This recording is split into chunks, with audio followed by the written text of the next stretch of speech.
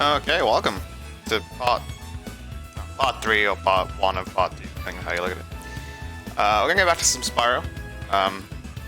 If you have been following Spyro streams, you will note that we have finished Spyro 1. In quite a happy sort of 4 hours and a bit. This is my own personal file from before I started this sort of journey. So yeah, we finished Spyro 1. And I thought, it seems like about time to start Spyro 2. We're trying 100% this. The first game has 120% because of that bonus level at the end. This game probably has a bonus level as well, I think. I don't remember. I believe it does. But it doesn't actually contribute percentage. But we're going to do it anyway, to show off. So this maximum completion on this one is 100%. So, load this. And we're gonna get into it. So, before I get into it, I will explain, because it'll put the intro cutscene on immediately, which I want to allow to play without interrupting it. You will notice the stream title, or the video title if you're watching this on YouTube, is Gateway to Glimmer. And that's because I still haven't dropped this grudge. Basically, for anyone who is not aware, this game in Europe, so the PAL version, was called Spyro 2 Gateway to Glimmer. Everywhere else in the world, I think, so Japan and America, it was called Spyro 2 Ripto's Rage. I'm from the UK, so this is Gateway to Glimmer. Don't at me. But I put the Ripto's Rage in brackets there for anyone who doesn't understand the real name of this game. The remaster just calls it Ripto's Rage, which upsets me, but hey-ho. For nostalgia's sake, this has to be called Gateway to Glimmer. Right, let's get underway, and I believe it'll do a cutscene immediately, so I'll shut up and let that play.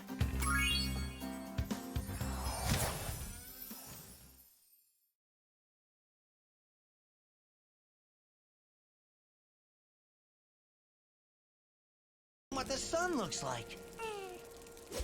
We should go on vacation. Somewhere warm. Somewhere sunny. Dragon Shores, yeah! I haven't been there since we kicked Nasty Nork's butt. How about it, Sparks? You up for a vacation at the beach? Last one there's a Nork!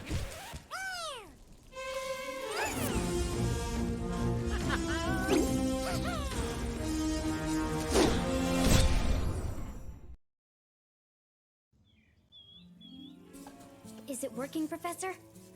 Almost. Just a few more adjustments to these orbs and... Maybe this isn't such a good idea. Bringing a dragon here could just make Ripto more angry. Calm down, Hunter, and stop fidgeting. But you saw the professor's book.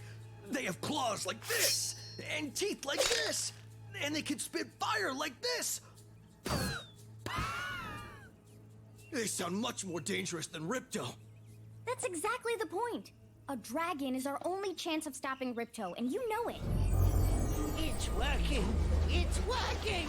I've got a dragon! Huh?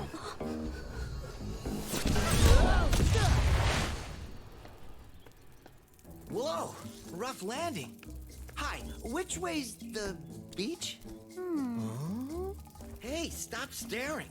Haven't you guys ever seen a dragon before? You're a dragon? You got a problem with that, pussycat? Well, well, someone forgot to invite me to the party.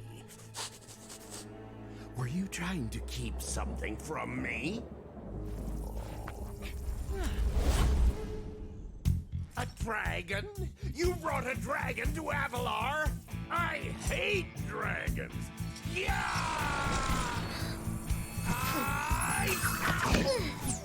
Crush! Kill it! Kill it!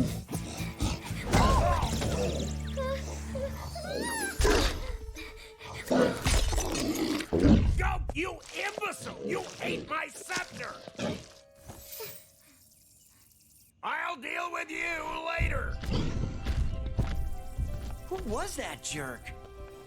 That was Ripto, and we have to get rid of him. He's causing all sorts of trouble around here, but I haven't got time to explain. Here, take this magic guide to Avalar. It'll help you begin to understand our worlds. Right now, I have to follow Ripto and see what he's up to. I'll meet you in Summer Forest, okay? Hey, wait a minute! How do we get ourselves into these messes, pal?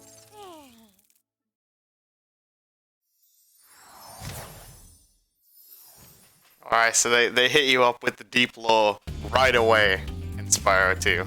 So welcome to Avalar. This is not the world of dragons that we were in the previous game. You saw that at the beginning. It was the Artisan's world, Stonehill model. Repurposed to look like the dragon. Sure. So this is Spyro 2. A few things to point out. It's looks a lot like Spyro 1. This is new to the Reignited trilogy. I haven't seen this. Well, I've probably seen it on like a speedrun or something, but I haven't played it at all. The graphical style is much more consistent, which is nice, because it makes it feel like sort of 3 connected games, as opposed to originally where there was quite a big change between the 3. Things to point out immediately, there are still gems. There's this guy here who we're going to talk to, that's new. Sparks is still here, Sparks still works the same way. 3 hits and then you're dead. So gold, then blue, then green, then not there. And then you are ancient history. If I press left stick, it still shows me where everything is. It also shows me stuff at the top. So there's lives on the right, like we used to. Eventually, there we go. Gems on the left, and at the top, that's like, I don't know what to call it. Energy, souls, pick your favorite edgy term. Whenever we kill an enemy, for the first time in a level, we drop a white sparkly thing, and that counter goes up. There are things that need us to kill a certain amount of enemies. This is to replace the fact that enemies do not drop gems. So the only purpose of killing enemies is to collect those white sparklies to activate things that need the white sparklies. I do not need to do it to collect gems. If we open the guide, we will notice that Glimmer has, so we're in Glimmer, this is why this game is called Gateway to Glimmer in PAL regions. This Glimmer has 400 gems, 3 things, which we'll get to in a minute, although you can see at the top left there, the orbs. We currently have no orbs. There are 10,000 gems in the game. So this world has 400 gems, 3 orbs, and a talisman. Every world has some gems, some orbs, and a talisman. In order to complete the game, all you really need is the talismans, and then a certain number of orbs, I think. But we're getting everything, again, 100%. So the big change, the big change here is you cannot complete this game linearly, one world at a time, 100%. You can if you abuse a hell of a lot of glitches. I don't know if you can do it completely, but mostly at least. If you abuse an awful lot of glitches, there are ways to get around the backtracking. I'm not going to do that, because this is not a speedrun. That's not what I'm trying to show off. I'm just trying to show off a representative 100% playthrough of the game. So, that means, right away, even in Glimmer, I cannot 100% this world now. I will have to come back here. So, there'll be a lot more of that, by which I mean there'll be any of that. This game has skill points too. I don't know what all of these are, but we're going to try and get them all. And the way I'll do this is, this game is divided into worlds like the first game. If I get them on the way through, great. If I don't, then when I get to the end of a world, I will go back and look at the skill points, and I'll go to the skill points. The backtracking is such that there will even be some occasions where I have to like backtrack back to a previous world, where you have to go to a new homeworld to get an ability that then lets you do things in previous homeworld's levels. So buckle up. This is going to be a little bit longer than the first one, but I think it's quite interesting. It took the series in some interesting directions. I like it very much. Is it my favorite of the 3? I don't know. I like them all.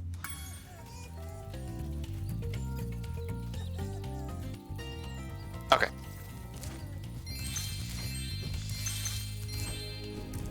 Little things, you may recognize these as, well, no, you won't, because they're unique to this game. Never mind. These are like wooden chests. These are like the red and brown chests in the first game, in that you can flame them. Or you can charge.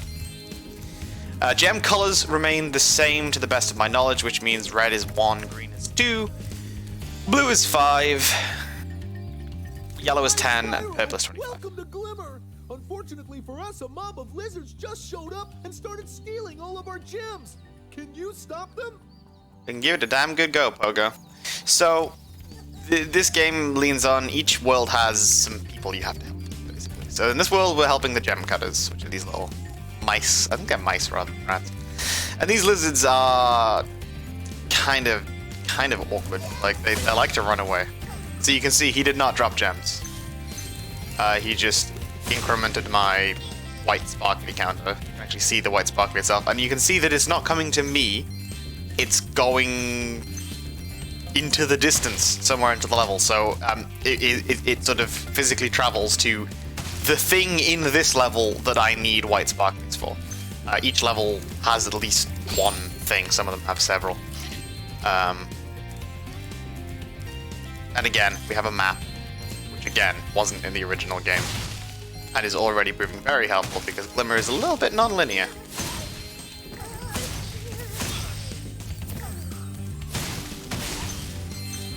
In general,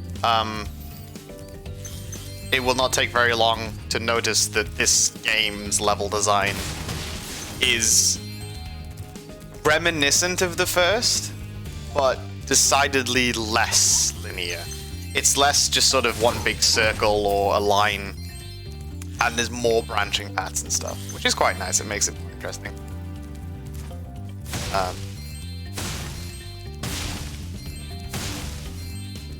Okay. So we got everything there. Get some gems here. Oh yeah, and this game also has just as amazing a soundtrack as the first. And again, I think it's by Stuart Copeland. And this track alone is just, this is quality. This is one of my favorite pieces of music in the whole game. It's at the first level. I love the soundtracks of these games. Hi, Spyro. I'm a friend of Alora's, and she asked me to help you out. Whenever you find me, I'll remember your progress. Like this. That zap means that if you get into trouble, I'll return you to this place. See you around. So Zoe serves the function of the fairies in the first game. The fairies that sort of hover above the dragon platforms. In that it's like a soft checkpoint.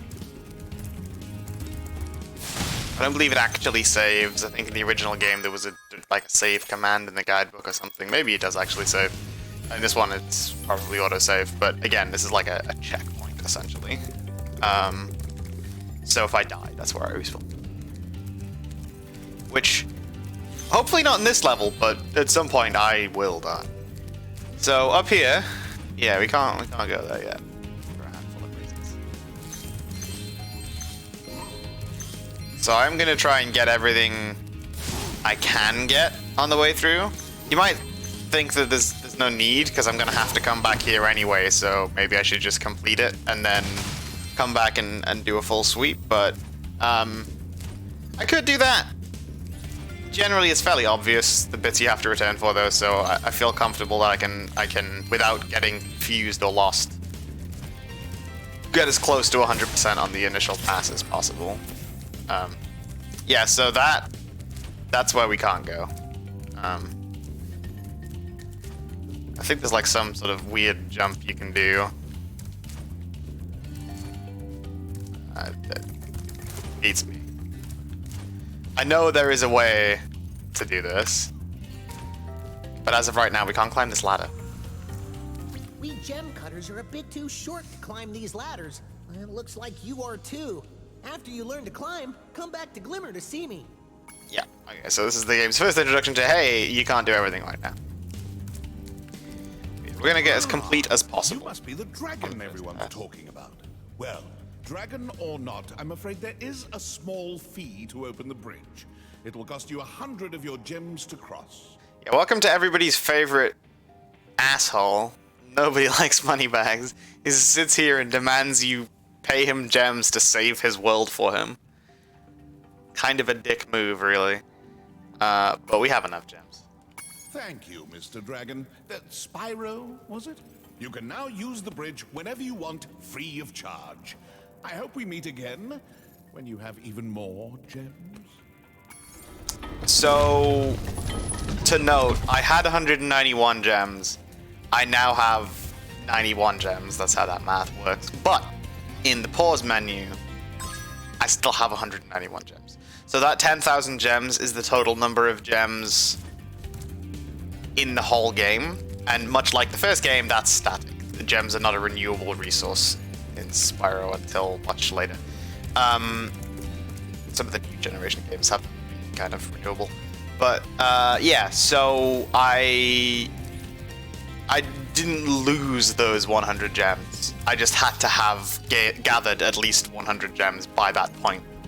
They still count towards completion. To get a good look around, press the action button. Try using action to look around this cave. I'm fine, Zoe. It's all the same. It's the same as the first game. Helpful for certain areas. So again, there are things up there which you can kind of see with the camera that can't get to you. And again, appropriate.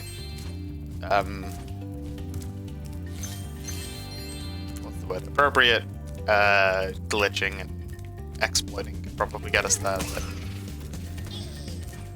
Okay, so this is also going to introduce us to a pretty common theme in this game, which is that we have arrived. Those gems first. We have arrived here, and here is the end of the level. Spyro, thanks for helping us fight off the lizards. Please take this talisman of Glimmer as a sign of our gratitude. You know it's the end of the level because you get a talisman. And our friend here. The next to me will take you to Summer Forest, one of the home worlds of Avalar. Oh, yeah, okay. They changed that. Fair enough. In the original game, what would happen is your little friend here would hop off through the portal. But anyway, talisman and portal means that's the end of the level. However, as with just about every other level in this game, it may be the end of the level, but that doesn't mean there isn't more level. It's kind of similar to Spyro 1, where the return and home portal was often like in the middle of a level. Same deal here. So let's go and hunt out some new stuff. You. It's just less important to be, well, full-scale genocide of the native species is a little bit less important in this game, because you don't necessarily always have to kill all of the enemies to open the things. So if you notice, this has been open for a while. I really didn't need to kill those things. So it's less important to be extremely thorough with enemy killing. But as a result, the gems are often a bit more hidden, and you kind of have to go out your way to find them. But it's nice. It means that if you die, you don't have to do what you had to do in Spyro 1, which is like go hunt around and go kill like all of the enemies again to find the one that's carrying the gem that you need. You just need to kill them. And I think these charges persist through death, so you really just don't need to re-kill enemies at all. You can run past some of them. Let's talk to this guy, see what he has to say. Great! The Superfly power-up is active, and you can restart our gem lamps. Flame all the lamps quickly, and the big gem lamp will light. The power-up will give you enough magic to fly for a short time. Okay, so here we go. Generally, orbs are achieved by, I guess you could call them mini games. I'd prefer to call them challenges because they're really just playing the main game most of the time. And you can tell that this is going to reward an orb because there's some green text and there's a difficulty star. Some orbs are just lying around, usually the ones in the home world, but mostly there's a thing to do, and that's often what the little sparklings are for. So this is a Superfly power-up. This lets me fly for a little while as if I was in like the flight levels from the first game, where you can actually fly rather than just glide, and I have to go do the thing before the time runs out. So you will notice I can actually fly. And also notice I'm not doing the gem lamps yet. I'm just gonna use this to get to where the gem is.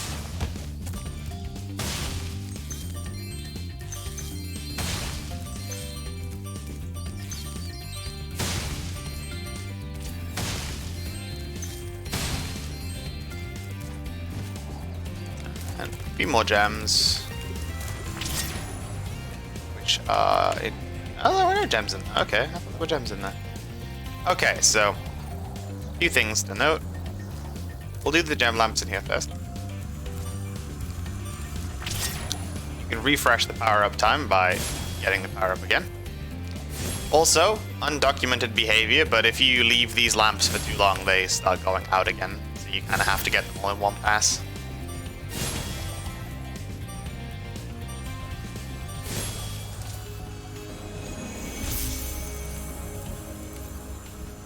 Thanks for helping me light the lamp, Spyro. A fairy gave me this orb, but I like gems better. You take it instead. It's an orb. They got rid of the kind of cute, like little bouncing orb cutscene that was in the original game. Unless maybe it just wasn't for that one. Okay, something else to note. I want to see if I can make this happen, because there's absolutely nothing to stop you doing this.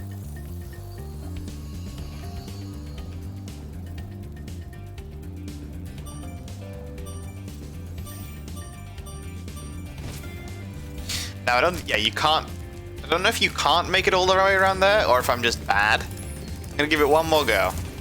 But if I can do stuff like that to skip backtracking, I will, because I don't consider that an exploit. I consider that unintended use of game mechanics.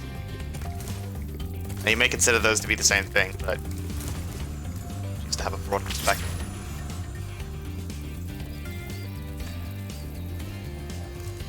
Now, essentially, there's no way of knowing whether or not the developers expected/knew you could do this, so...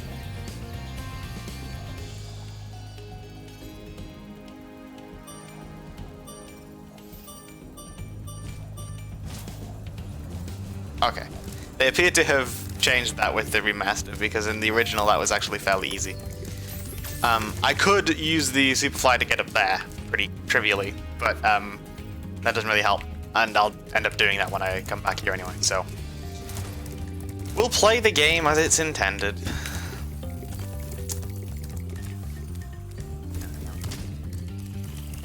Okay. Let's talk to this guy. These little lizards have eaten my entire crop of gems. I've tried hitting them with rocks, but they're too fast for me. You can try using one of my rocks. If you have any questions, just ask me. Hit the lizards with rocks. I hit a rock. So there's another thing they added. You can consume rocks. And then spit them out. Nice shooting. Follow me to the next lizard. And he's gonna go all the way over there. There's a way of doing this. You can always just use the Superfly power-up, but... Nope. There we go. Charge jumping gets you more height than regular jumping. Okay. Here's Bouncer. You can spit pretty far, Spyro. See if you can spit all the way to the lizard.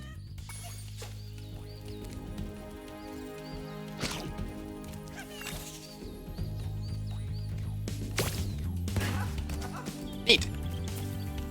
So he's gonna run to the next one.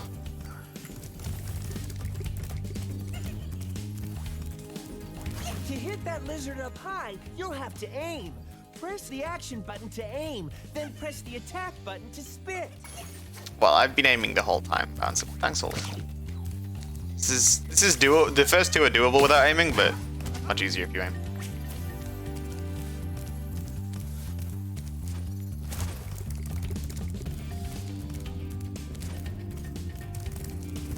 Those rocks, if you use them at any point, can actually break like metal crates and other things you can't flame. Blow them up with those. You can pick up a rock in your mouth by... Yep. Thanks, buddy. I'm trying to aim.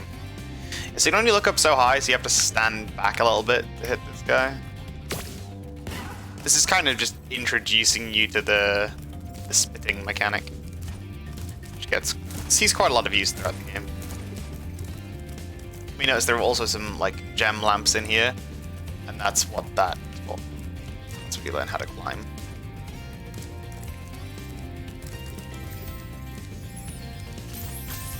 This guy definitely does not wait up.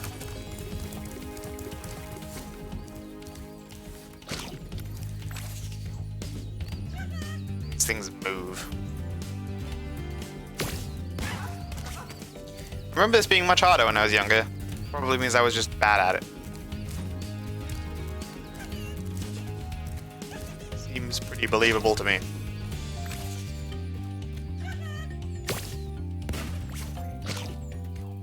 Excuse me? There we go. Must have hit the side. Hey! You've saved my crop of gems from the lizards! Here, take this orb. Some girl with wings dropped it here yesterday. Yeah, so they've really given up on explaining why the orbs are here, and mostly it's just jokes. Okay, so at this point, we're missing 47 gems, and the fact that it says Gem Lamp Flight Outdoors tells you what the name of the other one's going to be. An orb. None of which we can get right now. So, yeah. First of many levels that are not going to be 100% of the first time through. So let's go to the portal, because I believe that's our only choice on this one. Eventually you get the ability to exit level, much like in Spyro 1, I think.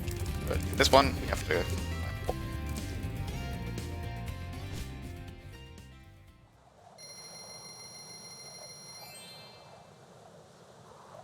believe we're doing another cutscene.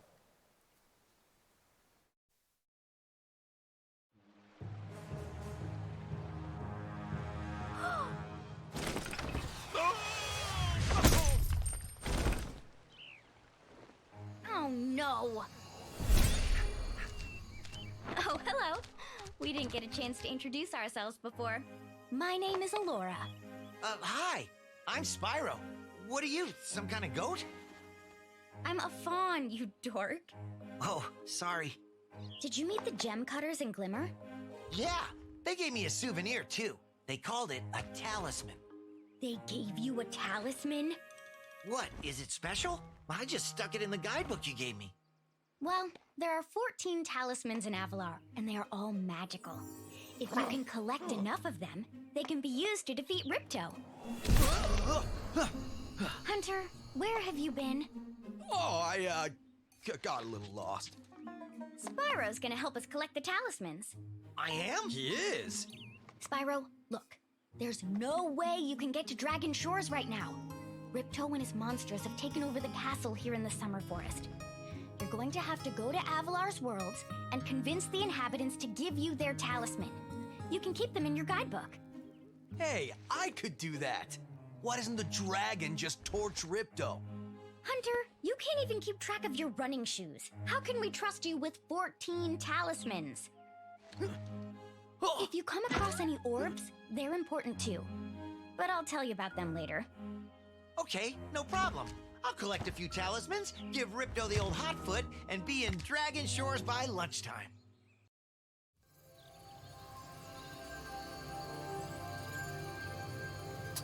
Yeah, so... Indeed. All we really need is the talismans, and then I think we need a few orbs, but yeah. So, you may be thinking, well, 14 talismans means 14 worlds, and the original game had what? Like...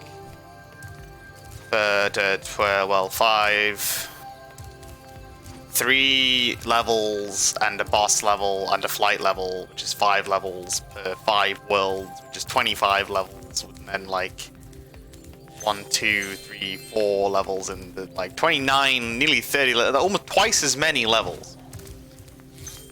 You'd be right, it did, but they're also a lot shorter.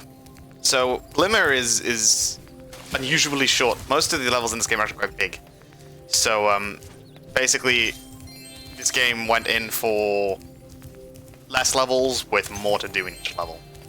So those little butterfly jars are the one-ups in this game.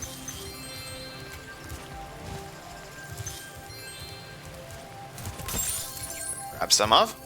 And again, even here in the home world, there are gems down there. We can't get them right now.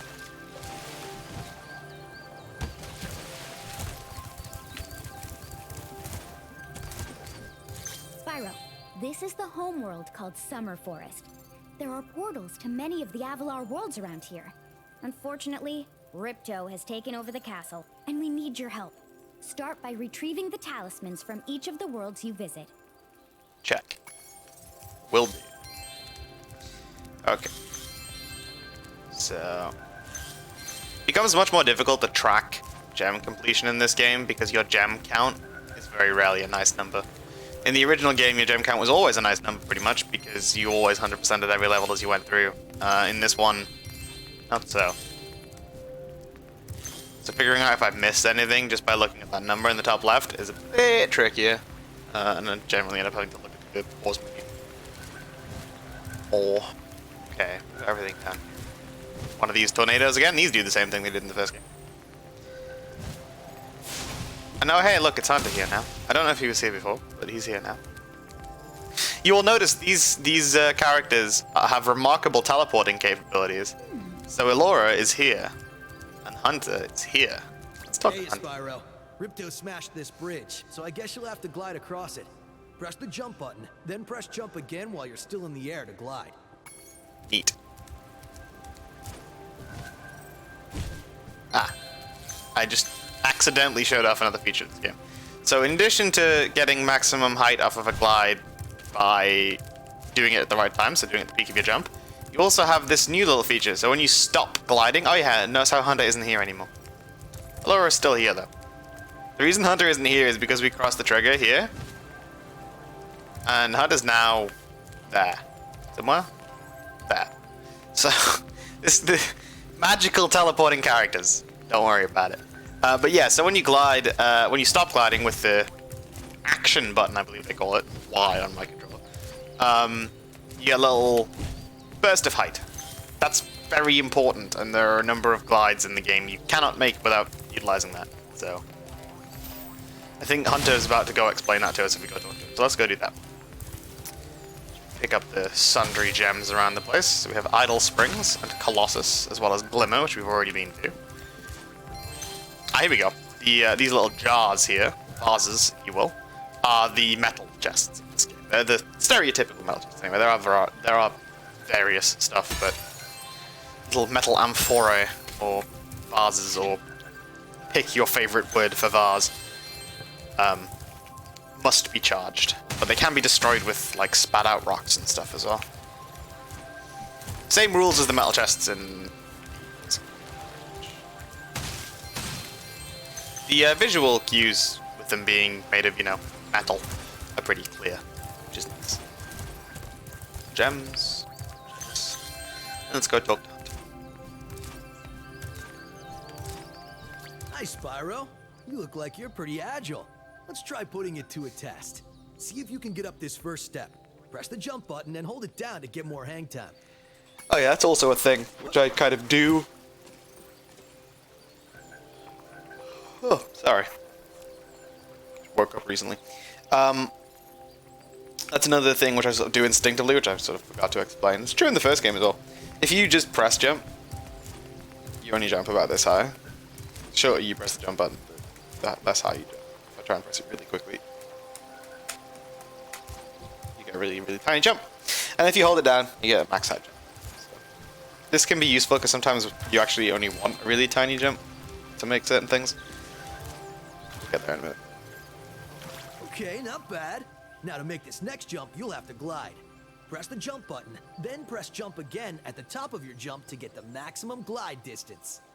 Now this one I don't understand, because in order to even get here, you have to be able to both jump and glide. So, I guess he's telling you about maximum glide distance, but still, seems a little bit of an odd provision for this. Nice job. Now try to do a hover. Press the jump button, then press jump again to glide. When you reach the end of your glide, press the action button to hover. Hovering will give you extra height and distance. It will indeed, and yeah, this jump requires a hover to make it, or a charge jump. Very good. Now for the hardest leap of all. You'll have to give this one everything you've got. Get a walking start, jump, glide, and hover just before you get to the edge of the platform. Don't forget to press forward on the left stick when you hover.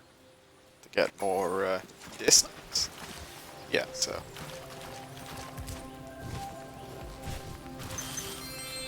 This game definitely upped its platforming stakes a little bit. You're a pretty good athlete. If I hadn't lost my running shoes, I'd take you on for real. For now, here's an orb for your collection. So the eagle-eyed among you may have noticed at the beginning of this that he had a little orb floating above his head, and it would appear that they've started using that as like an indicator to say this person has an orb for you. That's neat. That wasn't the original game. So that little sparkle there means that's where Zoe is going to appear. Okay. Let's go talk to Moneybags. Let's see what he has to say. Sorry, Spyro. I'd love to teach you how to swim underwater, but not as much as I'd love to take your treasure. Thanks, Moneybags. Yeah, so I believe it is fundamentally impossible, this is probably an intentional design choice, to have gotten 500 gems by now. We have gotten all 153 of the gems you can get in Summer Forest without swimming underwater. And even if you had gotten... Well, yeah, okay, I see. So, yeah, even if you'd gotten all 400 gems in here, plus 153 is 553, minus the 100 that you had to pay Moneybags for the bridge, is 453. So, you cannot have 500 gems. Which is probably deliberate, because what they want you to do is they want you to go to Idle Springs or Colossus. Let's go to Idle Springs. Let's do as much of this as we can. I shouldn't have done this one first, because this one needs swimming to complete.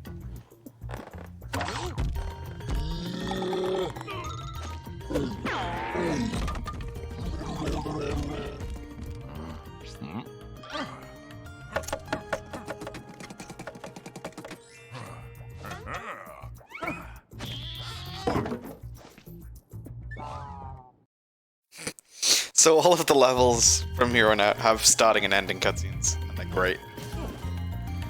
Really adds to the character of this game. So yeah, you know what, we're gonna, it might seem a little bit silly, but we're going to... Yeah, we'll just do this. This one needs swimming, so I really should have done Colossus first, because it doesn't need swimming, but we'll just do as much of this one as we can. The idols we were carving have come to life. They've locked us out of our temples and stolen our food. So, am I the only one who absolutely adores the aesthetic here of like tribal, like literally a tribal society, but this guy has a hard hat on because he's the foreman. It's great. Just like this game has even more character than the first one somehow. Like the idol is toasting a marshmallow and slapping this guy with it. It's just, they've really... There's less worlds in this one, but every single world feels extremely unique and interesting, and it's just really nicely put together. This is probably my favorite, although the third one's great, and the first one's also nice with simplicity. I don't know. But this is a very good game, and I'm thoroughly impressed by the remaster so far. I will say the idols have lost some of their nostalgia appeal, because they look quite different in this than in the first one. That's only because I played the first one so much.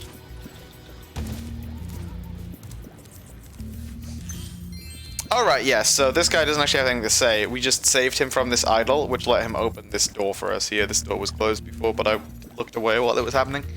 So this guy has a metal shield, which means, as I expect, we can't flame him. Specifically, he has like a little cooking pot lid or whatever, a little wok shield. This guy's got a sausage on a stick.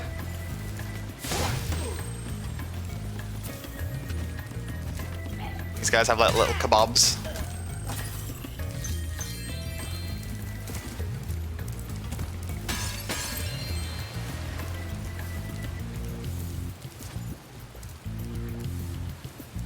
Yeah, the remaster soundtrack on this one is pretty good. I'm pretty impressed. Those metal shields are making enemies invulnerable to your flame attack. If you press and hold the charge button, you can defeat them with your charge attack. Again, this is something I didn't do in the first one for every level, but it's something I might do, which is just put a little bit of the original music on for a bit.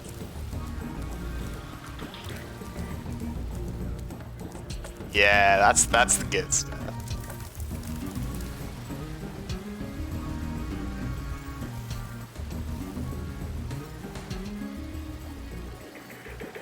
You know what? I think I'm gonna make that a thing. I think what I'll do is I'll put the original music on up to the portal, and I'll switch to the Reignited while we do the rest of the level. Also let the original Summer Forest music play a little bit. And I'll put the original music on when we revisit Glimmer. Assuming I remember. Soundtrack. Like, remember, this was a soundtrack on a PS1 game. The one you're hearing right now. It's just is masterful use of what was available, which was not very much.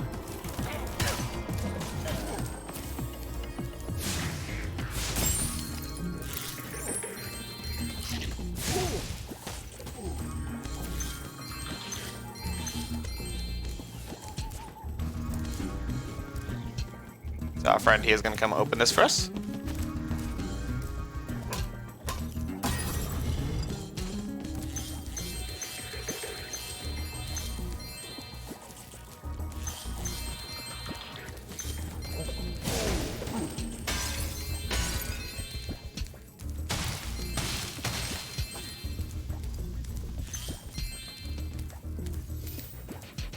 To aim the camera left or right, use the right stick. Again, I have no idea how you could have gotten this far without knowing that. It's quite an important control. Very disorienting.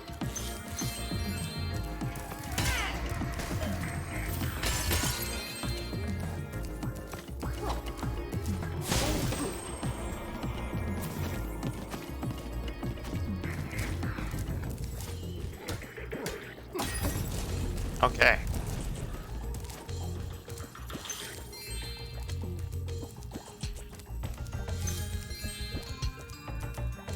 Spyro, you're pretty tough.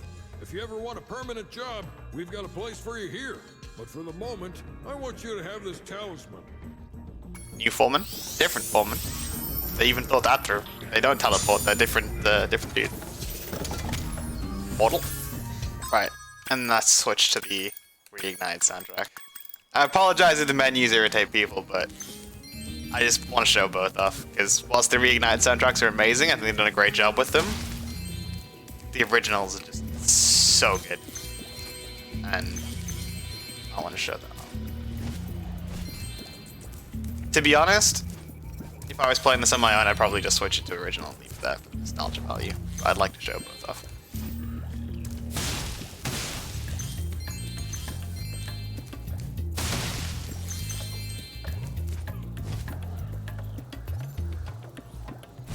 Oh yeah, I can't do anything with this yet.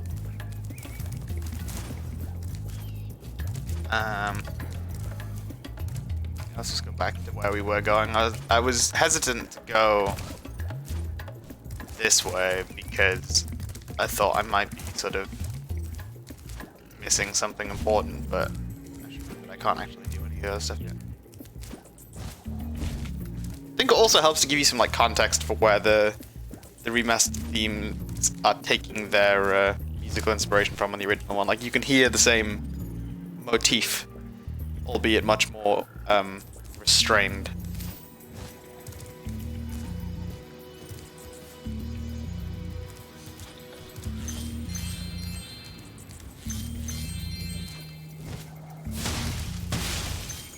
So you may ask yourself, what's this? Have you been there yet? No, we haven't. That's kind of like contained behind walls and stuff that you can only get to this way. We'll go and do that in a minute. I'll make this glide first. Actually, we shouldn't do it that way because it's too late. Yeah, we'll do that. We'll go backwards later because that kind of takes us all the way around. Whereas if we go drop down into there, it brings us back up to roughly the same place. So let's go and check that out first. We should have made that decision a few seconds earlier.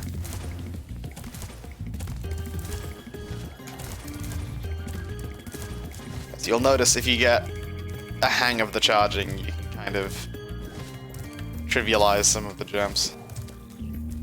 Or in some cases, make some of the jumps possible. So that little lightning bolt is everybody's favorite awful, terrible, terrible power-up, Supercharge.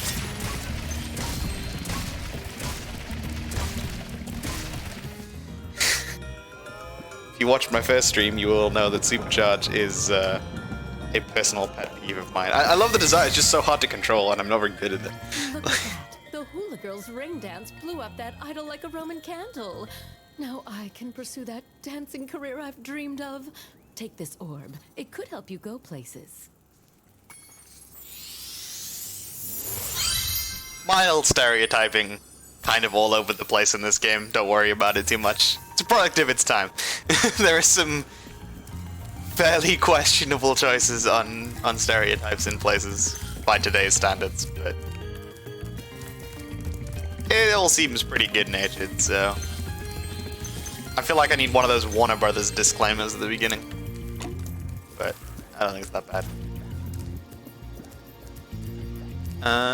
Okay, so that's all there is here. The supercharge in this game is both easier to control and less used, so it doesn't quite offend me so much. I think it's a really cool idea for the record. I just suck at controlling it. It's really hard. Yeah, so judicious use of the charge button can kind of allow you to not really bother with anything but just charging everywhere. Which is great if you want to go fast, which I often do, but I also want to show everything off, and I don't want to fall off things all the time.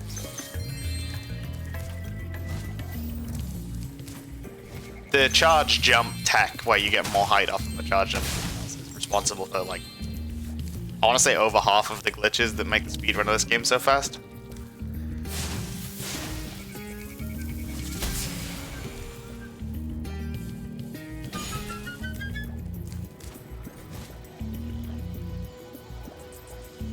Okay. So, I'm pretty sure there's a skill point for standing on top of that idol, which I hate because I should have tried to do that and I didn't, and I have to go all the way back around. Is there? God damn it, yes there is.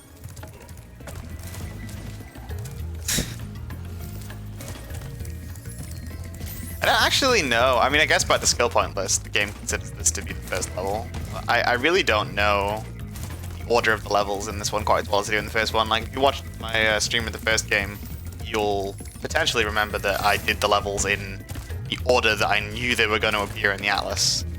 I don't have that kind of knowledge for this game. I really don't know what the game considers to be first, because the game's progression path is a hell of a lot less linear in general. It expects you to sort of go back to a bunch of places and stuff. So I don't.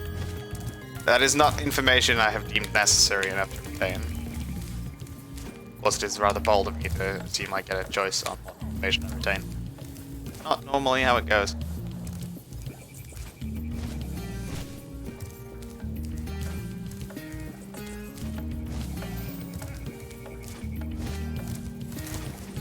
Okay. I think you need a charge jump to make this.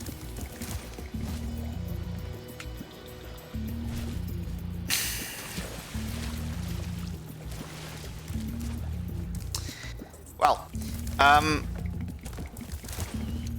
we'll do that later. We'll make some progress and we'll come back and do that later, potentially. Maybe I'm missing something. Maybe there's some tech I need that I don't have, or maybe the idle lowers at some point. We'll cross that bridge later. Trying to mop up the skill points for the art gallery. Again, the skill points, as far as I understand, don't contribute to completion. It's just for the art gallery, but I would like to get them because I'd like to show off the art gallery. Okay, let's do this bit. Although I don't know how much of this we can do without swimming.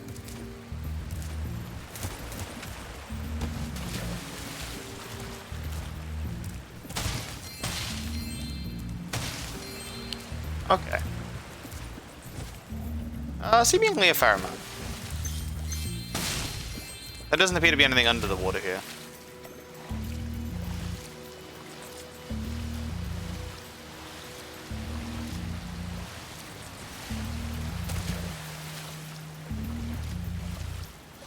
Okay, that really is just it. Just a few gems back there.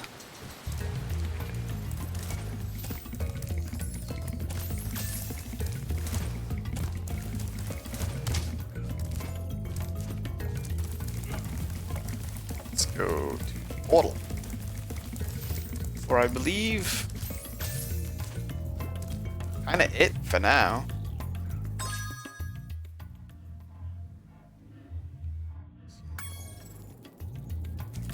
I sworn there were 2 more orbs. Maybe this isn't orbs. Maybe we can't do it yet. I don't know. There's a bunch of things that I don't want to talk about because I want to show them as they happen. But we will see this level again at least once. Let me just put it that way.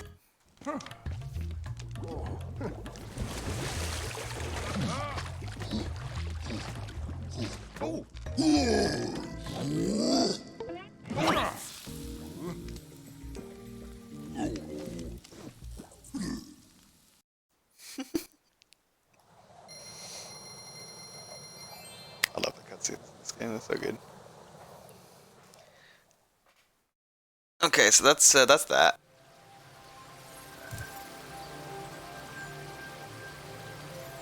Just take a drink of my coffee there. Okay, well, we now have that. I think there's also some stuff where it's like it only appears the second time you go into a level. Anyway, like there's some of the stuff I was trying to make work literally just doesn't work until you leave and come back. Again, I think that's the game telling you like, yo, you shouldn't be doing this all the first time. Let's talk to Moneybags. Hello there, Spyro. Would you like to learn to swim underwater? I suppose I could teach you for a small fee. Great. Yes. Okay. When you jump in the water, you can use your left stick to move around the surface.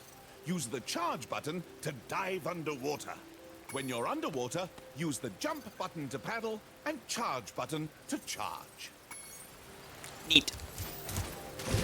And no, before anybody asks, that doesn't work if you just do it before you ask him. He does not merely tell you the required controls, he also enables the ability. I have tried that. So there's some stuff through there. We'll go there in a bit. For now, clear out this area. It's really easy to miss these jars. Helpfully, Spyro can breathe forever. No Sonic ticking clock nightmares here. Sparks, the dragonfly following you around is your health indicator, Spyro. The brighter he is, the more hit points you have.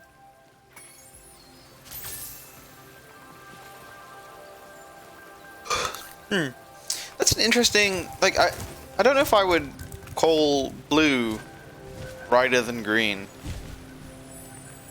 Like, the gold is very clearly very bright. It's kind of an oversimplification. Okay, hello, Laura. Sorry. So, pertinently, we can now dive in here. Get all of this stuff. Which is very hard to see. Probably even harder for you guys to see, especially if you're watching this on YouTube after the fact. Sorry about that. It's just very dark. Okay. And then, oh look, there's a tunnel here.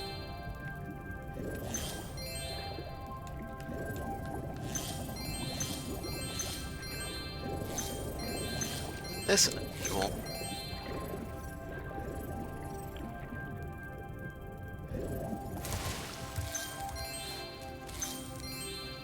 So you can paddle underwater like Moneybag said, but it's terribly slow. So generally I tend to judge everywhere. Hey look! Little bouncing orb.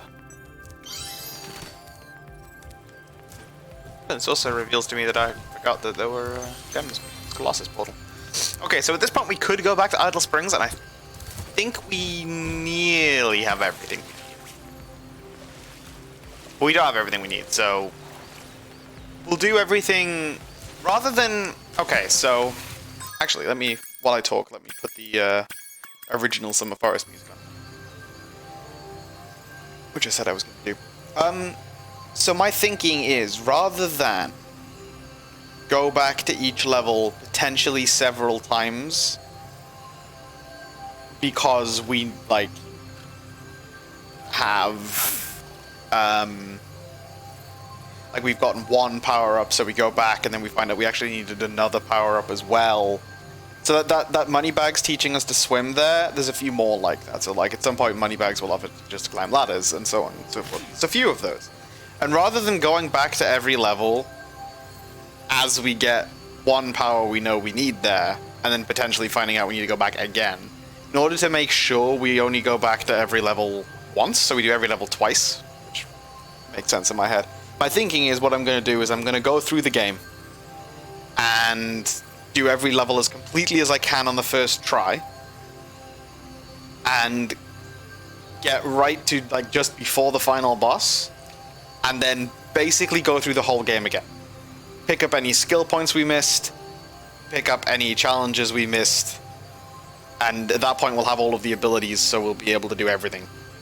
And that way we visit every level probably twice exactly, which just sounds more fun to me. So we kind of have like one rotation through. We play the game once, and then we go back and we play the game again, and we pick everything up we missed. So I could go back to Idle Springs now that I can swim and go get the stuff that requires swimming, but I think there's something else. So we're just going to move on. So Idle Springs is what it is for now. So this menu is going to be full of a lot of 70 and 80% until the very, like, just before the final boss, and then I'll go back and I'll play the whole game again and pick up everything we missed. I think that seems like the most agreeable and enjoyable way to approach things.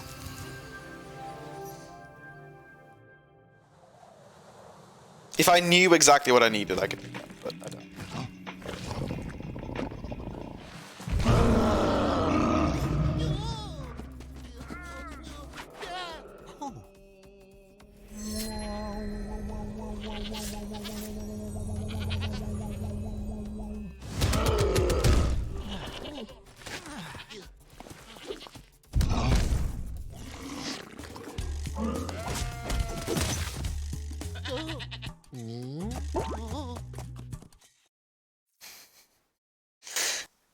Welcome to Colossus.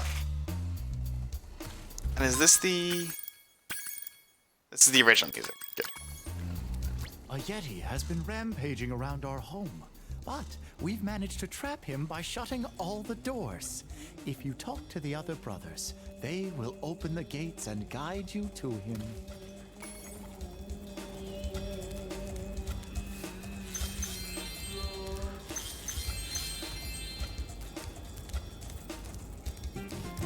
This is another very, very distinctive track to this game.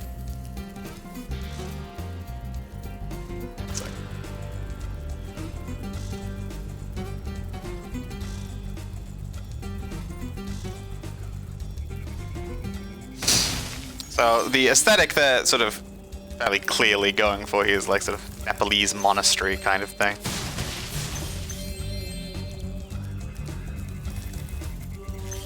Again, a lot of this level's like coolness factor and hidden stuff, and a lot of this game's coolness factor and hidden stuff is kind of a little bit ruined by the map, because you kind of know where there's supposed to be stuff, but whatever.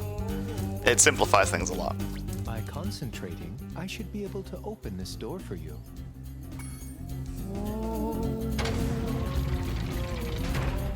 Yeah, it was a lot more stereotypical in the original.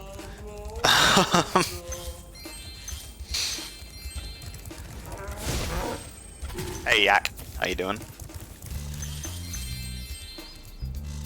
So you may notice something interesting about these statues. And this banner. So this is actually, a lot of this wasn't in the original. The original did not have such an egregious reference to the interesting bit of this level. But that's cool. That's for people who know what's coming because they played the original. That's a neat little change there. So remember, we are in a nice, peaceful Nepalese monastery in the mountains. Also, these penguins are amazing. Hey, buddy. See you later.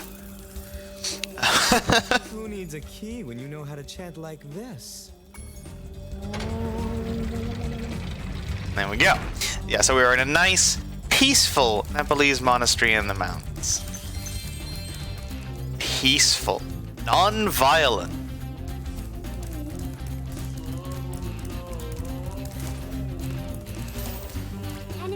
those yaks are too big to be charged. Your flame attack should easily take care of large enemies. So this is another theme borrowed from the first game.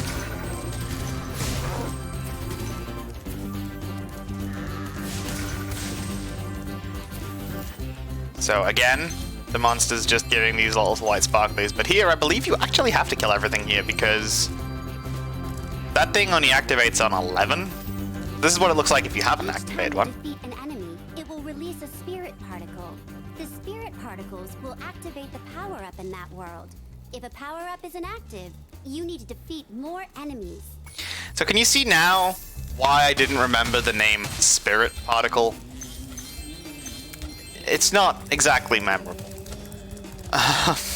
Okay. So yeah, you're gonna go kill a bunch of stuff here, so...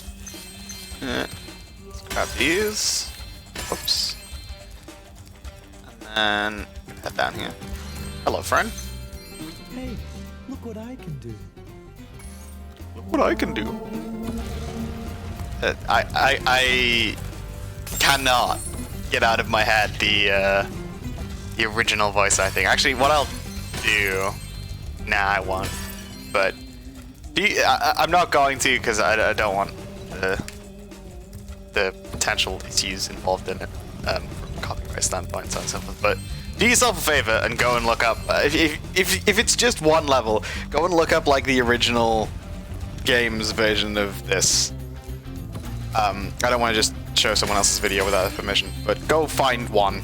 Other game playing channels are available, and treat yourself to the original voice lines from this game, which are very special. Specifically this level, they're all great, but this level is A+. If you press the jump button again at the very top.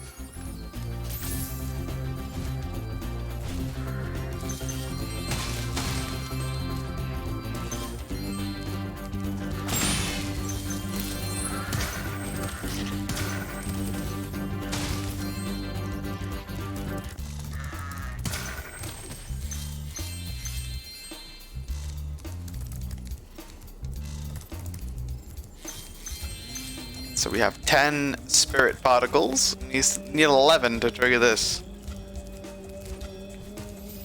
So, the fodder does not give spirit particles, as you might imagine. We've glided over here, and here we are. Yeah, so this is a rare example of a level where I guess they're trying to show off the mechanic of the spirit particles. Normally levels have like an embarrassingly huge excess of enemies to kill. Some of them are a bit tight, but most of them have a pretty significant excess. This one does not. This one, very specifically, is like, you gotta kill most of the enemies. So now, it's like a spring pad. It boosts you up. That's what these 3 green arrows mean. The graphics were a bit more primitive originally, so that one was just a spring. It wasn't all green and sparkly.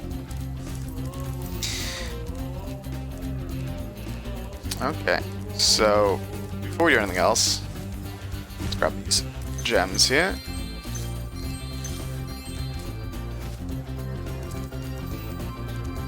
I noticed there's an idol here. I noticed there's a bunch of stuff here.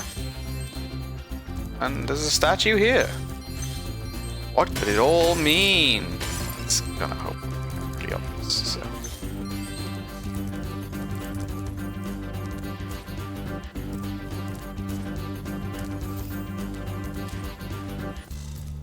Even though I'm a vegetarian, I think you should torch that Yeti. He's pretty tough, though. In fact, I'm not sure you're up to it.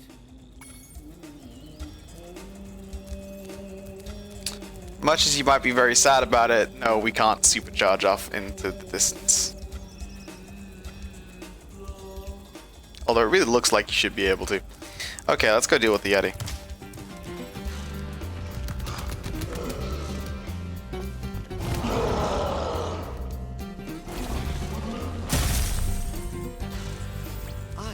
The Yeti was tougher than that. I guess he was all buck. Ruff, ruff. Anyway, I was just guarding our sacred talisman to make sure the Yeti didn't eat it.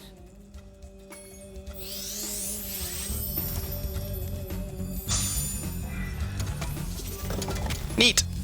So yeah, the Yeti just quietly kills himself. You can't flame him. It's like, yeah, but you don't need to. So nothing here. But hey, we could jump out those windows. We'll get there in a bit though. I still wanna just take in the statues. I just wanna hold it off. Tease it a little bit long. Okay.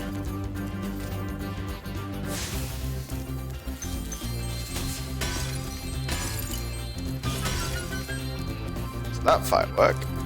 Put some gems on this platform here. And then I think we need to oh yeah, if you glide through these, they don't work. I think there's also something to be done around here. Ah, well, it'd be a lot easier if I actually made that jump properly.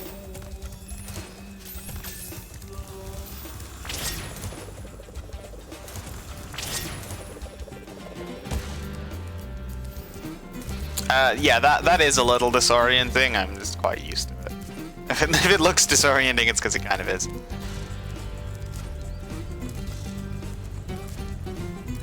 Ah, yes, I remember now.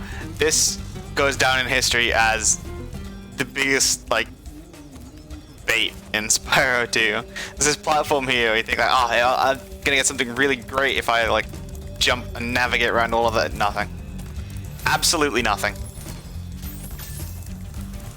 Okay, so, whoops.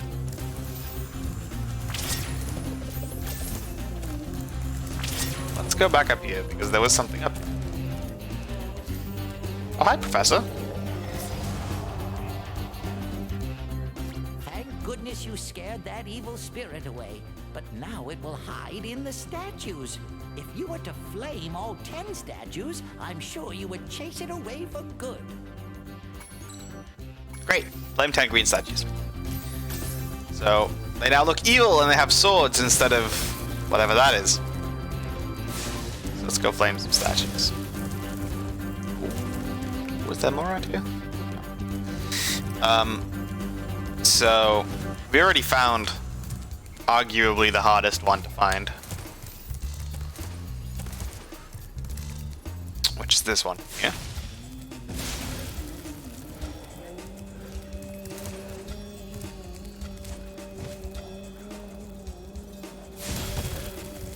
Well, let's make sure there aren't any in here. I think there might be. Yep, there's one.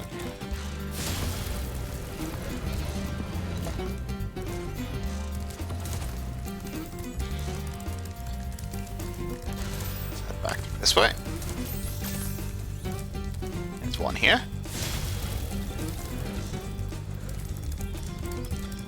There's two here.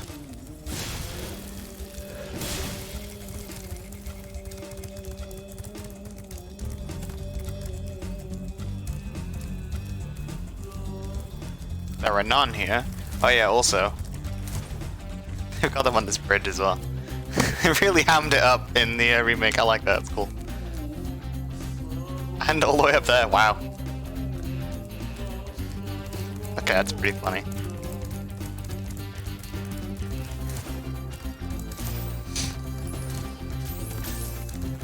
I'm sitting here saying none of that was in the original. I feel really silly if it was, but I'm pretty sure it wasn't.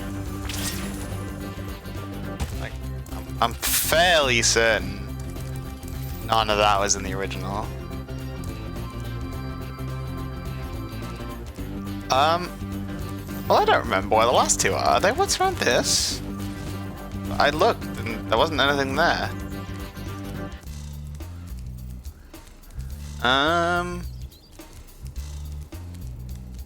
Okay, well maybe they're in the side area then.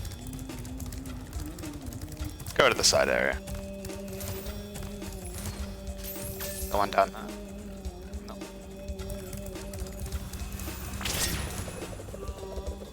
The one in here. No. That's one here.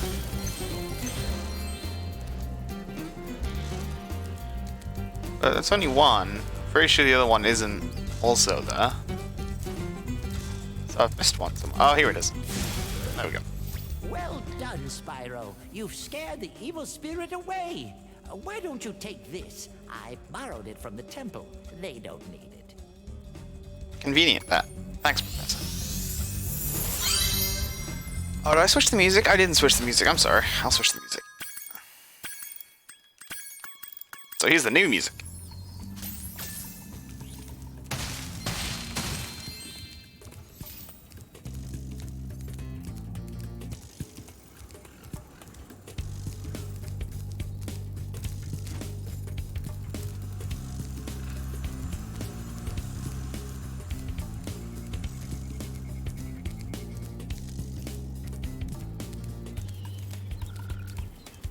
Okay, so I've noticed the general theme, which is the newer music is decidedly more understated than the original. It's an interesting design choice. It also supports dynamic.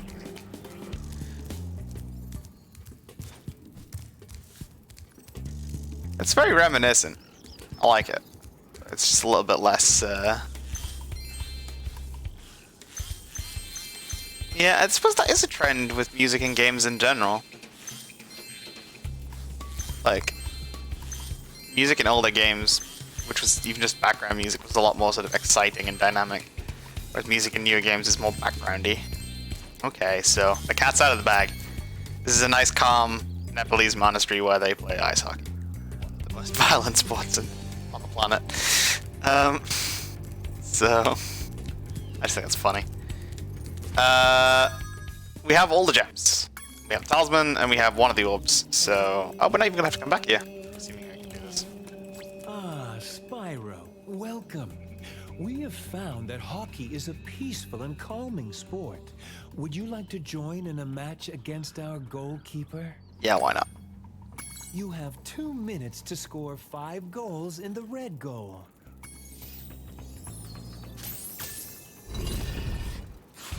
Hey, look, it's the Yeti.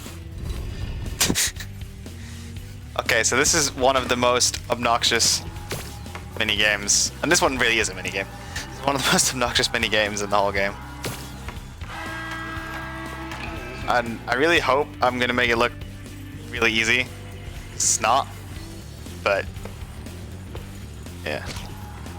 Manipulating this guy's AI so he doesn't save stuff is the whole thing.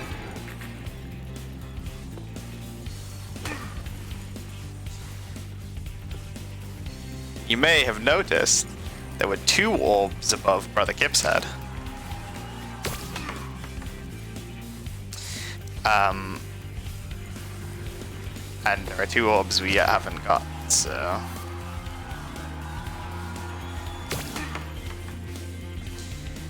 Oh boy!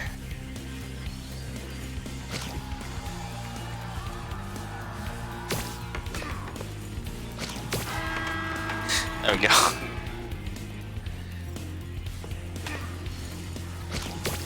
That's what you want every time? Basically. But it doesn't always quite work like that.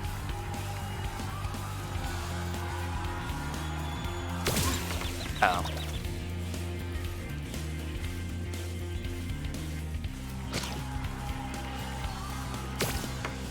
There we go. Well done. Have this. Thanks, buddy. We got an orb. Would you like to try a game of one-on-one? The Sure. first to score 5 goals wins. You are shooting at the red goal. Off you go. Now, 3 stars is absolutely wrong.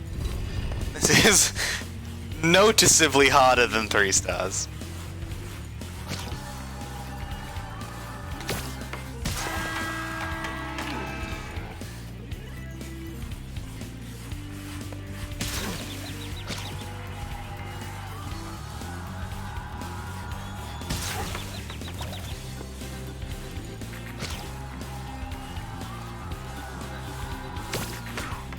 There we go.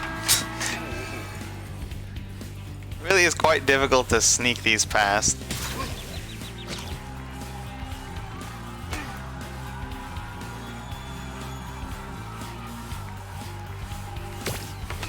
There we go.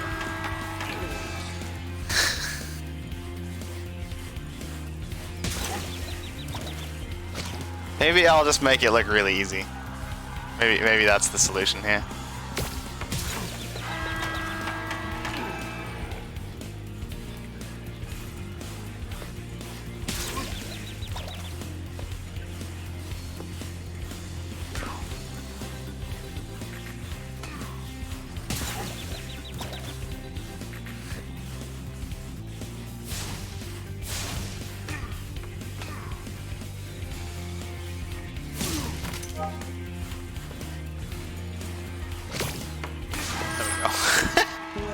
And there's a skill point for doing it 5-0, I guess. Long enough, you might not see anything.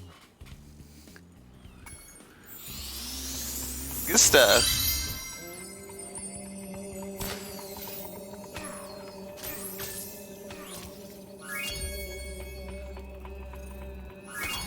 We've done this level. Which is a bit of a shame because it's one of my favorite levels, but we'll never have to come back here. Yeah, we're perfect in hockey. Okay, so Colossus. 100% and the skill point, so we never ever have to come back here. No matter how much I might want to listen to music.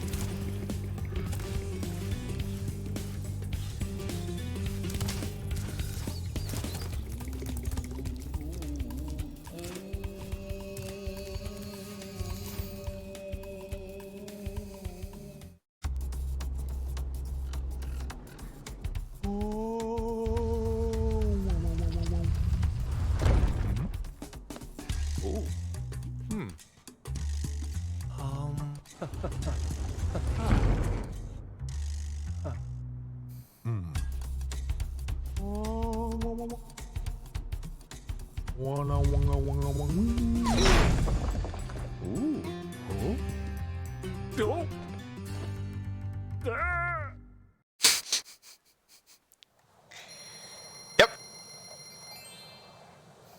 Comedy gold. Oh, I love the little cutscenes. It's great. Okay, so that was Colossus, which is now completely done. You see these little talismans floating in the middle just to remind you which ones you've got talismans from. Okay, so now to go through here. Which we could have done before, but welcome to the next part of the Summer Forest. One advantage of 100% in the game is you can pretty much pay off money bags whenever you find him. You don't need to like wait for things. Okay, so here we go. Button, open door. Very neat. Clever idea. Button opens that door and closes that door. So, yeah. You're well on your way, Spyro. Keep collecting talismans to help us defeat Ripto before he can take over Avalar. Oh, and keep collecting those orbs too. The professor thinks they will help you get back to the Dragon World. Ooh. Exciting. So yeah, and you will notice when if you look really carefully when I flame this, you'll see the one on the far side also moves. So these doors are all in pairs, which can become a little troublesome. Okay, so what you got for me, Hunter? Are you enjoying the active camera mode? If you don't like it, I can set it back to the passive mode. No. Okay, I won't change it. Remember, you can change the camera mode yourself by using the options menu. Passive camera mode is terrible. It basically stays absolutely static and you can't see it. It's miserable. Okay. So. Next life. That is Sunny Beach. And that is Hurricos. And that is a ladder. I saw something shiny at the top of this wall. You could probably get it, but you'll have to learn how to climb first. Still don't know how to climb. Okay, we'll do those levels in a minute, but first of all, let's go investigate these. So if I flame this, which one of these is open?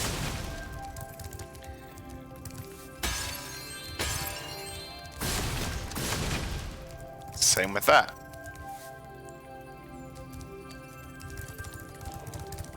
There's a gem here. Oh look, hey Laura. How are you doing?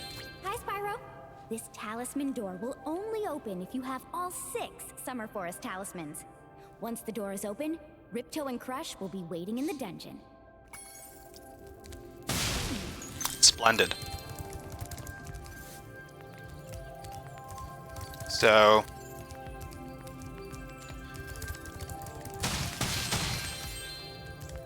this wall looks a bit suspect, doesn't it?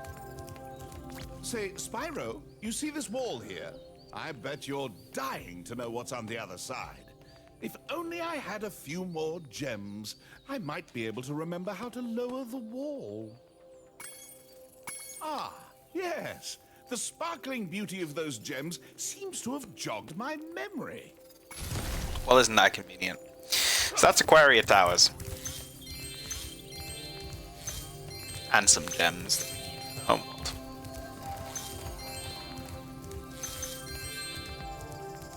So we've currently got Glimmer, Idle Springs, and Colossus, and then Hurricane, Sunny Beach, and Aquaria Tower. So that's the 6 talismans that Laura was on up. But that looks interesting up there. Let's go take a look.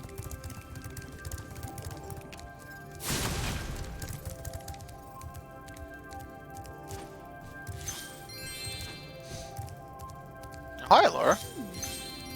Nice work, Spyro. The orbs you're carrying have activated the special portal. You won't find a talisman in Ocean Speedway, but if you're fast, you'll get lots of treasure. Have fun. Ocean Speedway, huh? We'll go there in a bit. So that's Aquaria Towers. Frame this. That's more gems. You may have noticed, if you were looking very closely, there's another door there. There's a hole. So if we sneak around the side here, we can get ourselves an orb. Okay. And then per the skill points page, the next option is Hurricanes. So we'll do that. Seems like as good a way to choose as any. I mean, I do like Hurricanes. So let's let the cutscene play.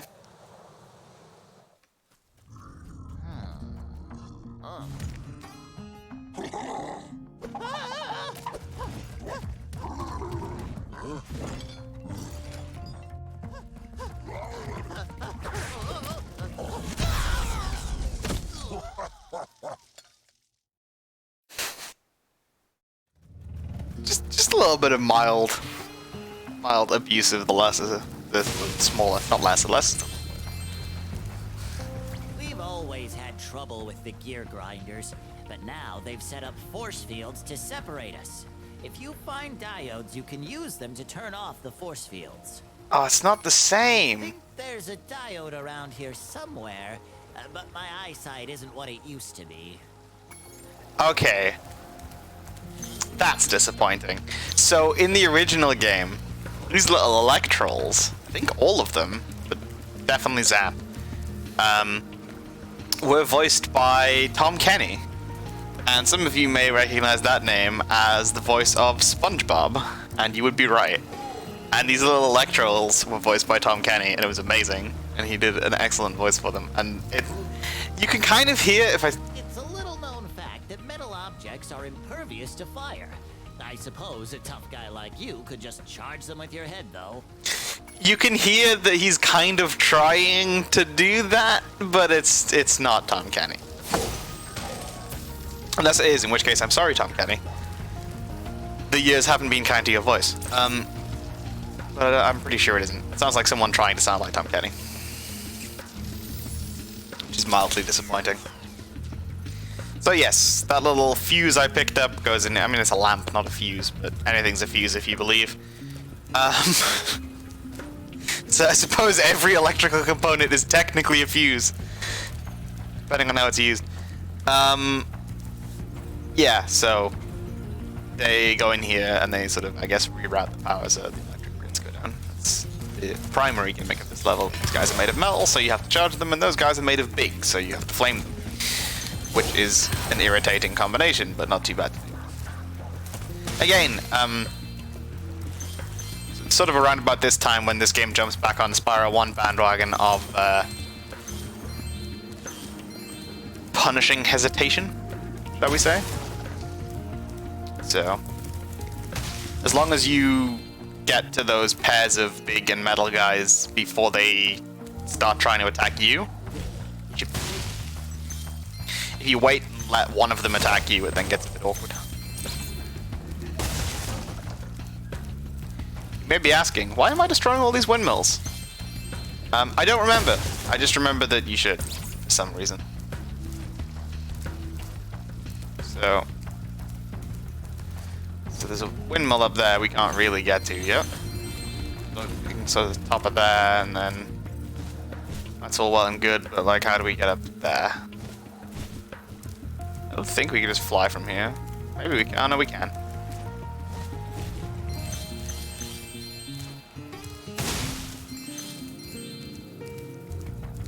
So, okay, I think I was right about this one. Yeah, we can't make that. We have to fly from the top of there, which we'll not be able to get to for a little while. Okay, so I picked up 2 fuses in this area. One here. In case the cutscene didn't make it incredibly obvious, if you walk into these without defusing them, you get zapped. And once again, now you can swim in this game.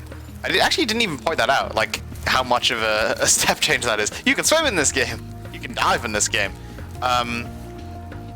Which you can't in Spyro 1. Spyro 1, water is death. But this water is still death. Look, don't ask too many questions. I think if you jump in this water, a fish comes and eats you. I don't really want to test it out because I don't want to lose life. But I'll probably end up showing it off at some point. So I think that's the way they make that water deadly. So these windmills, these big windmills, can't just flame those. Can't charge them either. See what I mean about these things being annoying if you let them attack you? Oh, the rats are back, by the way. You may recognize these rats. They are the same rat model as was used in... Ooh, the final world. Nasty's world. I think used the rats in Spyro 1. Ow. Can't remember what these things are called. I want to say they're called gear grinders. But I could be utterly making that up. Like, full disclosure. Might just be making that up.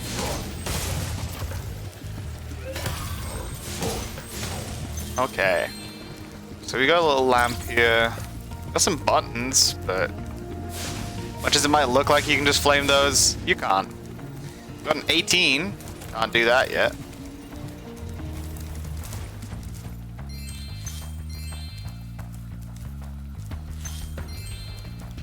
We got a little sort of tunnel here.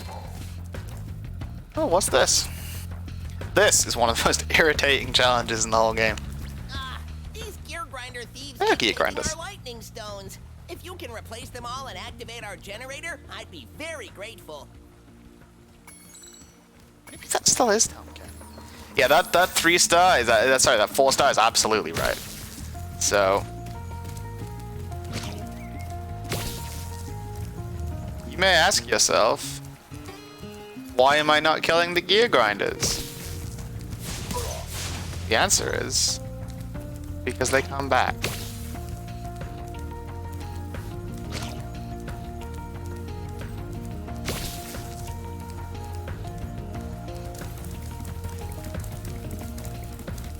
Just gotta kind of like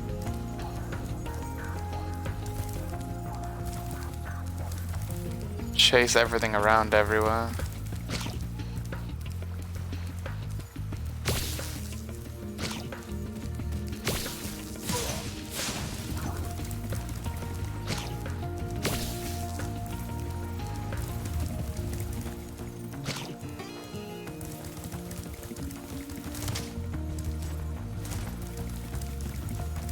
to make this way easier.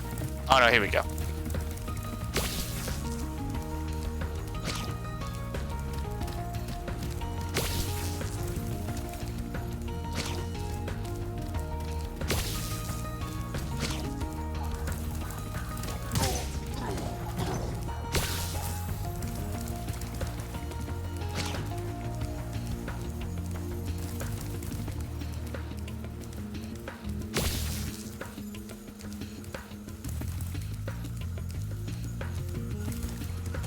That's all sorted, and now they've stolen all the ones.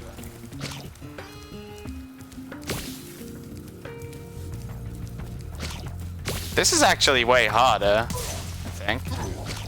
Because in the original game, there was a big old, like, alarm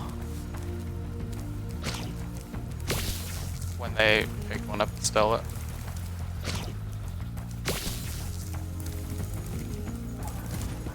Oh, this is also the remastered music for now. Put the original music on in a bit.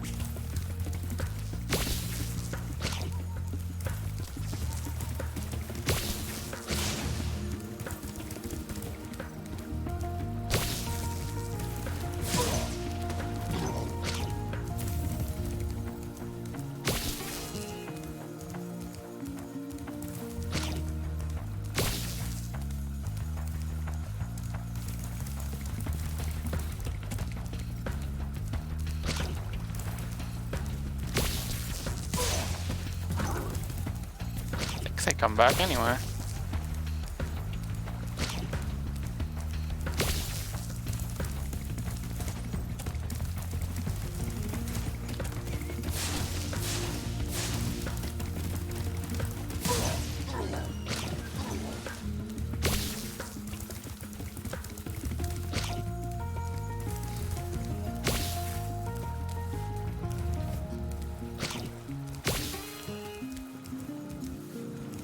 This is also very finicky.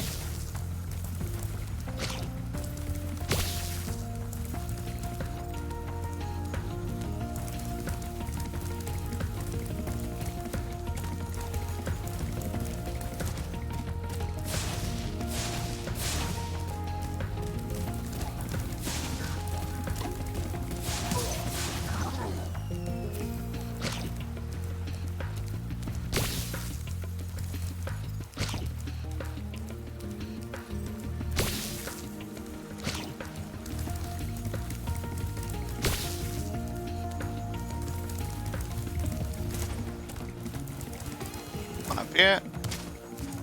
There he is.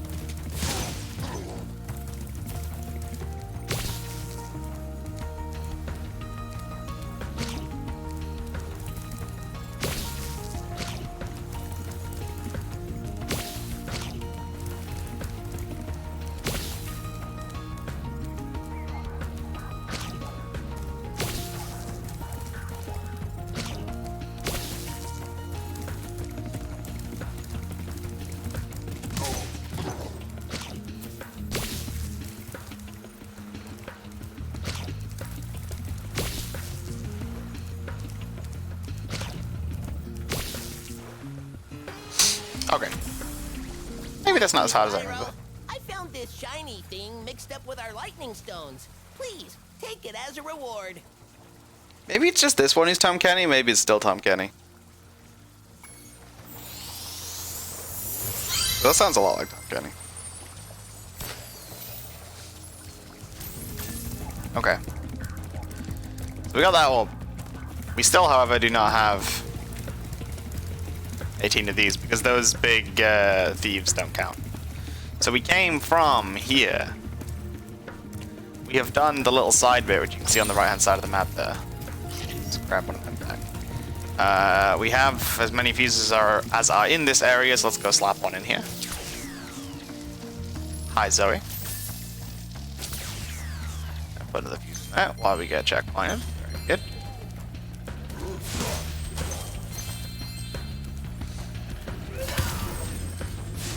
That's not a gear grinder, that is a windmill.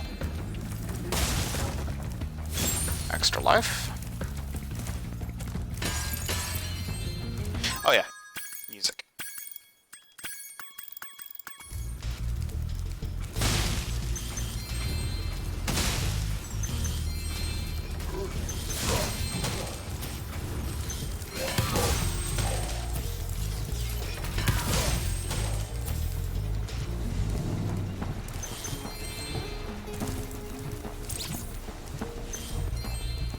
such a good track, this one. I mean, I've probably said it about every single music track in both games by now, but I stand by my assessment. Oh hey, Spock didn't need the extra life. That's the way forward. Wait, yeah, that's where we came from. Yeah, that's where we came from. There's an electral up though. Let's go open this.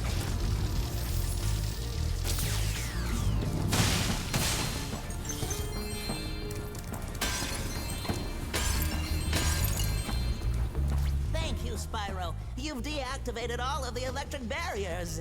We've been guarding this talisman from the gear grinders. Please, take it as a reward. There we go. Hurricane's talisman. Okay. Let's go see if we can't finish up the rest. I think you can do everything in Hurricane's in this one. You can do it in like one pass. Okay, so supercharge. More supercharge. So, if you're wondering how to destroy these windmills, that's how you destroy the windmills.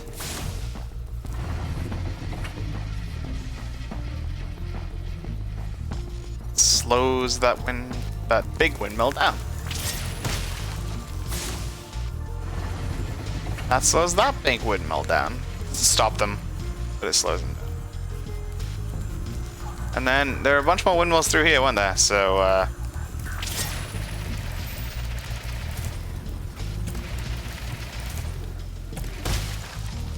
that's how you get up here. See what this guy has to say. Spyro, do you see that big building over there? The gear grinders are using it to steal our electricity. Please help us by shutting down the machinery inside. Okay, but you will notice you can't really do that while the windmills are turning, so there's one more windmill we have to get rid of. I think it's just one more. We're gonna find out. More than one, because this is gonna not work.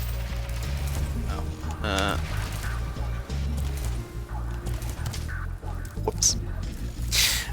So it's an immediate right, yeah? Okay. Let's try that again.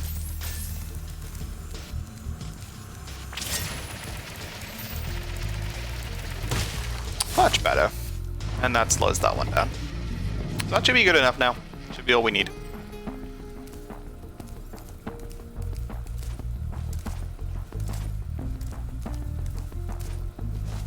Oh, not forgetting the other thing we need, which is a healthy helping of actually being able to glide competently. And not being horribly greedy like that. Got away with it though.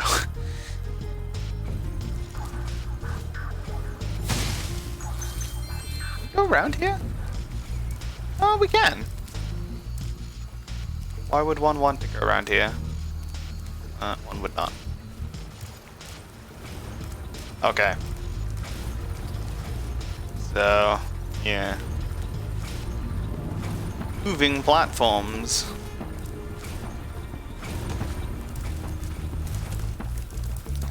Oh, this is gonna be good. This is definitely not gonna take me 8,000 tries. What do you mean?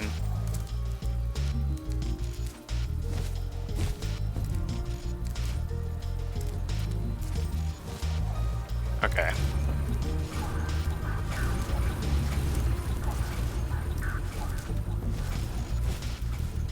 There we go. So, basically just got to the start here. Spyro, you have done well so far. You could have this little trinket for good luck. If you have any questions about shutting down the factory, just ask me. So we get an orb just for making those jumps. Kind of tells you a little something about how hard the next bits are going to be. Get tricky. You'll have to use your hover maneuver to make them. Press the action button during a glide to hover and get extra height. Remember to press the action button when you're very close to the windmill, or you won't make it.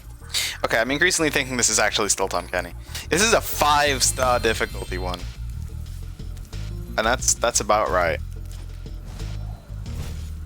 honestly.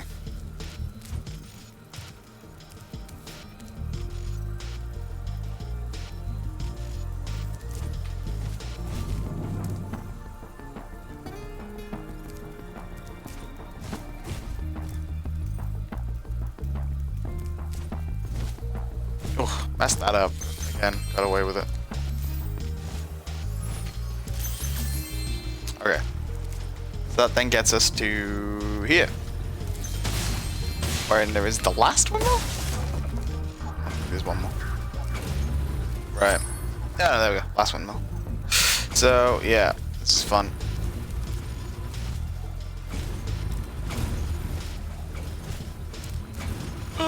Just about. Spyro, help! The switch to turn off the gear grinder factory is in that room, but, it's awfully noisy in there. Apparently noise is a significant problem for these guys. Oh, I guess maybe that's an electrical noise joke. If he goes too near this, his brain will get fried. Fair enough, buddy. Thanks for shutting down the factory. Here, I found this stuck between the gears. You can have it if you want. It's another orb. I believe that's 100% Hurricos. It is.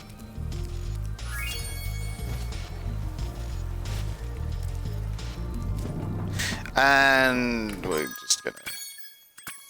just gonna do that rather than run all the way through the whole level. Back to the portal.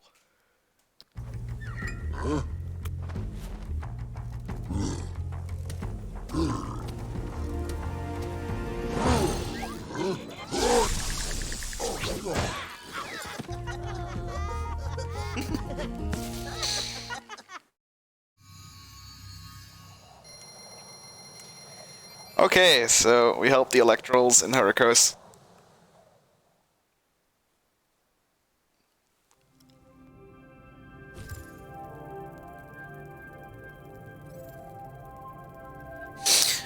So, next on the list, we'll do Sunny Beach next, because Aquaria Towers is kind of very clearly supposed to be secret.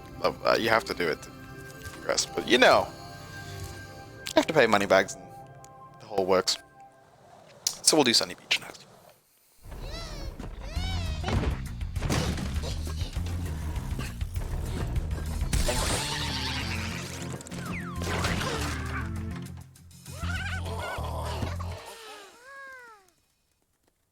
So as you can see, this turtle kidnapping operation is extremely competently staffed.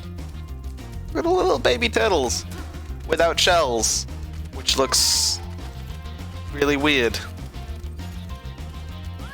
I never really thought about that. Huh. Wish I hadn't thought about that. Hi, Spyro. It's a good thing you're here. If you can help shepherd those baby turtles over there to safety, I'd be mighty grateful. Now, I don't know if this was deliberately, like... So, my point here is that's a tortoise, not a turtle. That is a tortoise shell, not a turtle shell. These are all like tortoise shell patterns, not turtle shell patterns. This guy is called Prince Tortoise, but there are some obstacles that they cannot and yet they still maintain these are all turtles. The turtles will be able to make it to safety. You know what? Whatever. But like, really? I can't tell if that's deliberate or not. Okay, so yeah, you irritate these old, very grumpy looking tortoises and they go stand on butts. Which opens the way for the baby turtles. So you might be thinking, well, God help you if you didn't have swimming in this level. Those who've been keeping a very close track would note that can't get here without swimming. They did actually think about it. Can't get to Hurricos without swimming either, despite not needing swimming in Hurricos, which I guess is just, they just wanted to put it in the second half. But This one is in the second half for a reason. So is Aquaria Towers, as you had guessed already by the name.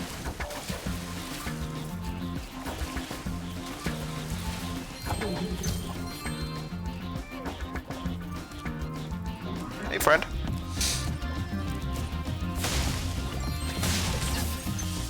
Ooh, is that new, or do I just not remember it?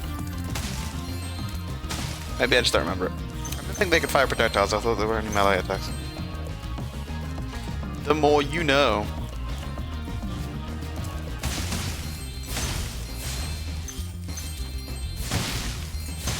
Little starfish in this one.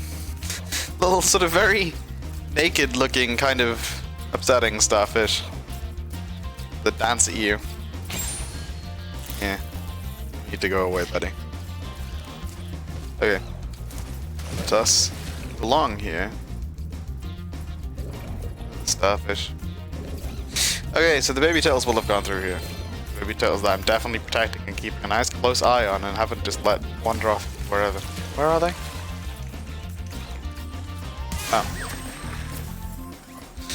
Yeah, he's a penguin with a spear. This is a penguin with a shovel and an inner tube. So you have to flame him twice. Once to get rid of the inner tube and then once to get rid of the penguin. This is this is one of the more like abstract level concepts, but I like it. It's pretty good. Okay, so we'll open that door and then we'll deal with all of this nonsense. I don't know what they're supposed to be. Like, these are clearly penguins.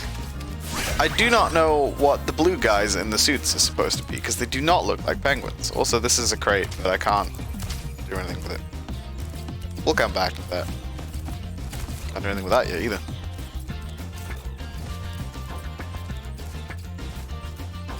So...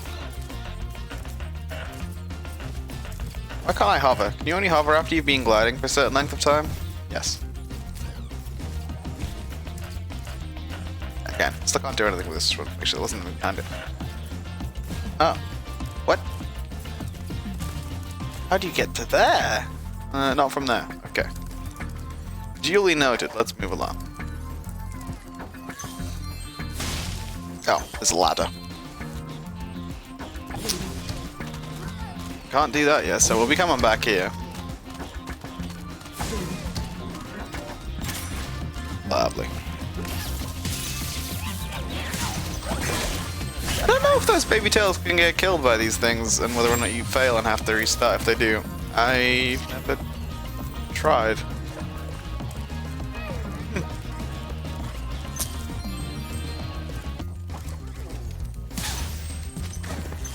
So this is the original music, I'm pretty certain. Notice. There is no tortoise to put on that button. So we'll do this one the other way around once I have... Oh. Oh. Another episode of exactly the right number of enemies.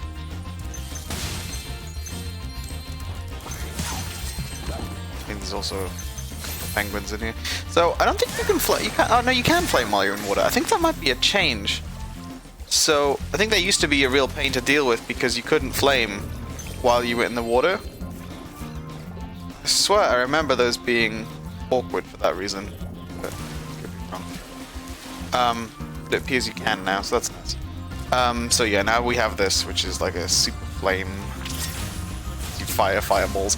These operate under the same principle as thrown, like spit rocks and that kind of thing.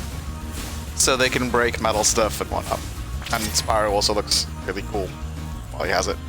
But let's go talk to... The workers have captured most of our baby turtles, and the boxes they put them in are incredibly strong.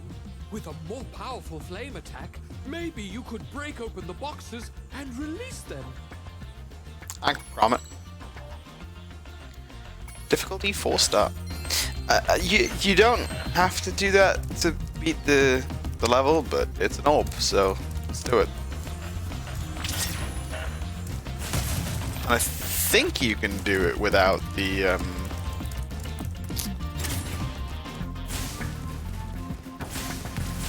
pretty sure you can do it without the ladder.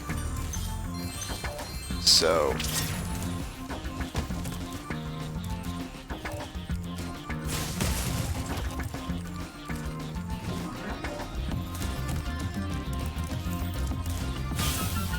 Also, how you open that.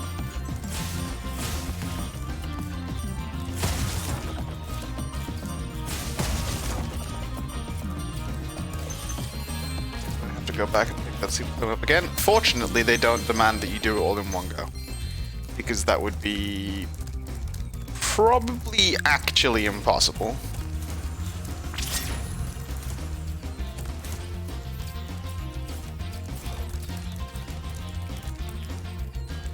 I already fluffed that enough that I'm gonna grab this gem and try again.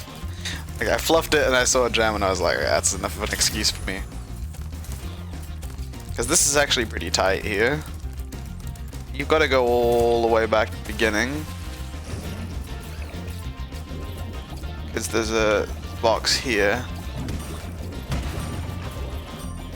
There's another one somewhere else.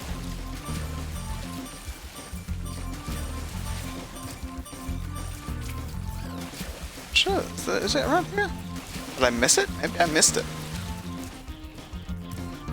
God, it's been too long since I played this game. It's not here. Okay, well... Oh, I think I know where it is. Okay, well we got the really difficult one, so... I'm happy. Yeah, these are really definitely tortoises. I don't know if this is like some sort of joke that I'm missing.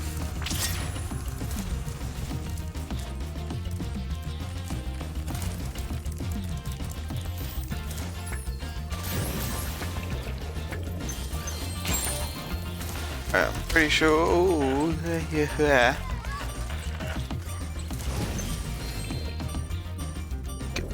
Camera? Can you give me a hand here, buddy?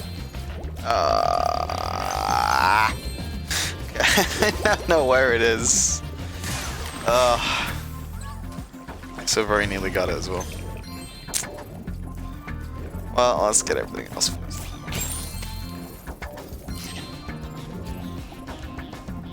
Okay. Penguins have to go. I love penguins, but these guys are kind of assholes.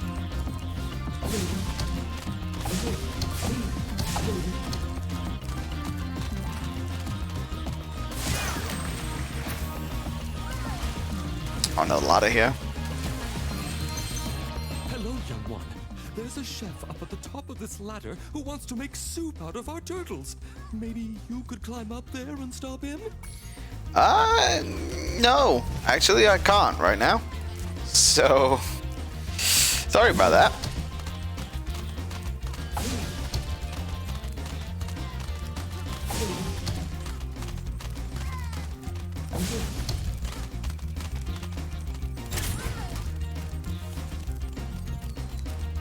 Thank you, young dragon. The baby turtles will be safe up here.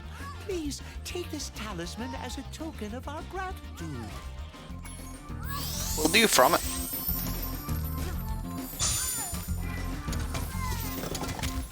Neat. So that's that. We can't 100% this level because we don't have climbing. So let's go get this last turtle crate, and then we should be off to Aquaria Towers. Oh, this isn't Superfly. Why did I expect to be able to fly? This isn't Superfly. That's not how that works.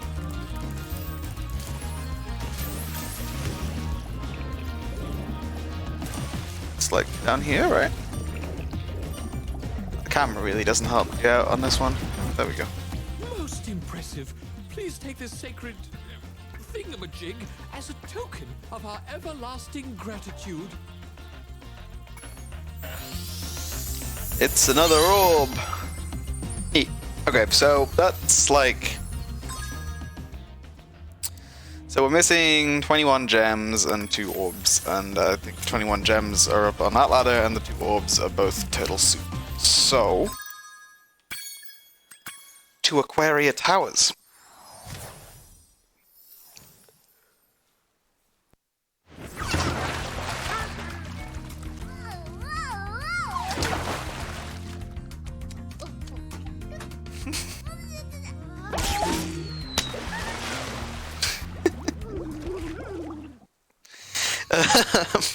Yeah, so, this is a little bit less satisfying on the way through on the basis that you can't, like, get lots of 100%. But my god, when you go back and, like, finish off every level and just watch the 100% roll in, it's pretty good. That's not what I want. There we go. Okay, let's head to Aquaria Towers. This is an interesting level.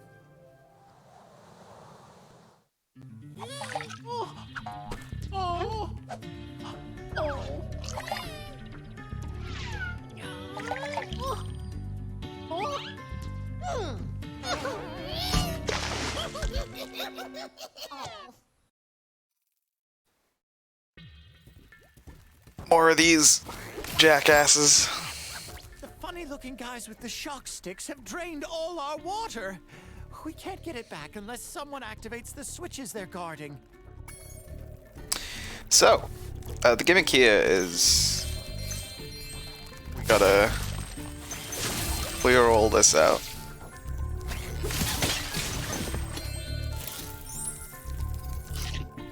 See, there's a switch there, and we can't do anything. Really? We're pretty much restricted to here. Until we hit the switch. And the water level rises. So now this room becomes nearly full. 3, 4, yeah, that'll become relevant.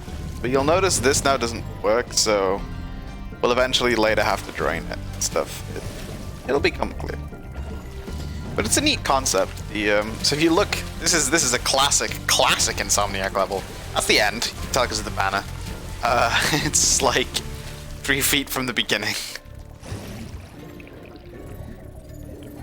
Just can't get there yet.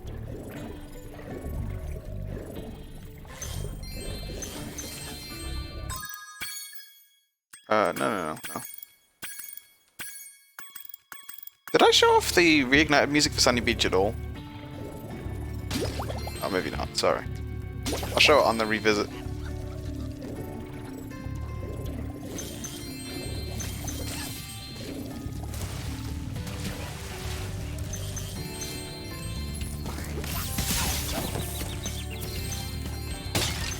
This one's very similar.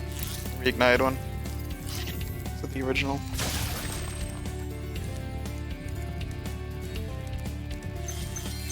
It's nice though, I like it.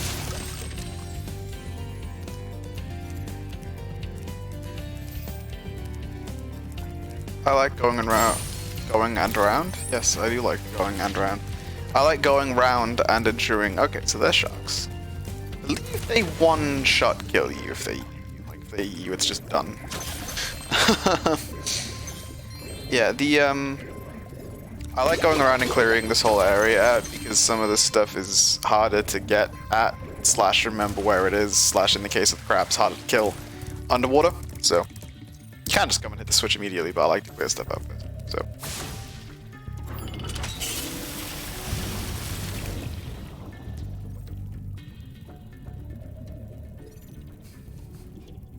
So this mercifully does not let the sharks swim up and murder you. But nevertheless, if you go and try and say hi, they'll have some things to say about it.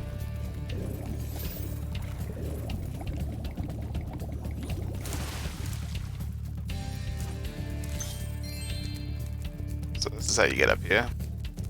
I wonder, I don't know if I've ever tried this.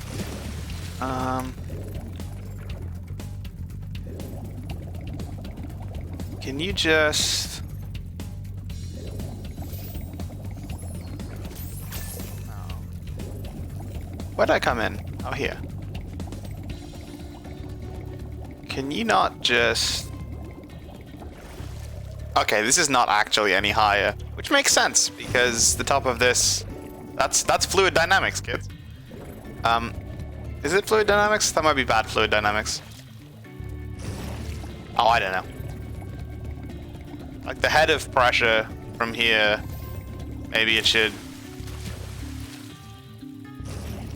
I'm not gonna delve too deep into the physics of it. PS1 level. I think it's maybe for the best. If I don't try and think too hard about it. Alright. Okay.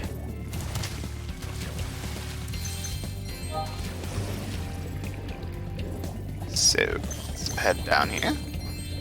So yeah, this is a neat gimmick for a okay. This is a neat gimmick for a level. These guys are irritating. I just almost died. There's no real way to deal with them. You can't flame underwater. And dodging that lightning attack is a nightmare. Hi, moneybags. There are no sheep here. Oh, let me go back and get a sheep. Oh, there's a crab there too.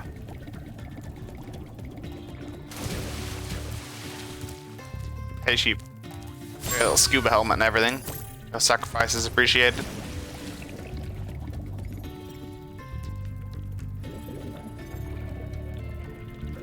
I have no idea how necessary it is to kill this crab, so I'm going to. Just in case. How many bags? Spyro, you must be tougher than you look to get here. All the same, you won't be able to get past the metal sharks up ahead. I suppose I could let you borrow my submarine, though. For a modest fee, of course. Always modest fee with this guy. Yeah, Pleasure doing it's pretty business modest. with you, Spyro. This submarine is 100% shark-proof. I guarantee it. It is. He's not kidding. It really is.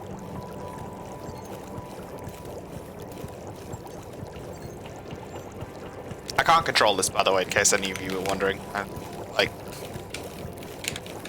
no buttons, no sticks, don't do anything. So he just gets you through the corridor. But there were gems in there, so you might ask, how do you get those gems? An excellent question. I didn't want to jump off that. Okay, well I guess I can go back there when we fill this room with water. There we go. Well, that got a little bit scary there. Especially given I don't have very many lives. Okay, let's fill this.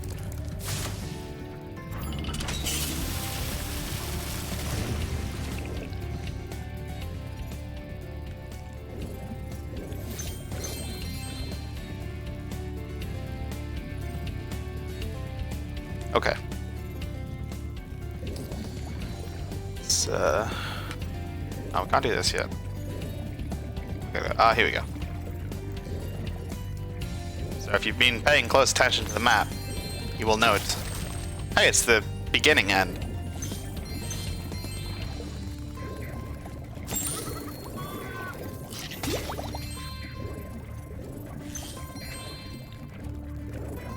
Our world is Hello, wet again.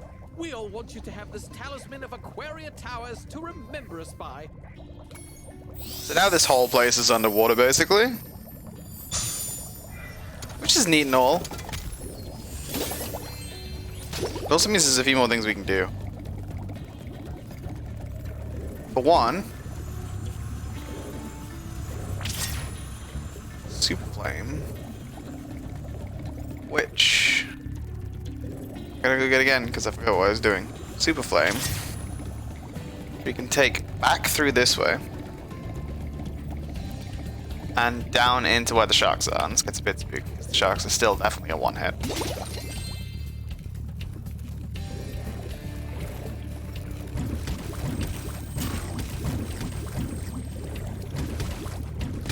And Super Flame does work underwater, basically.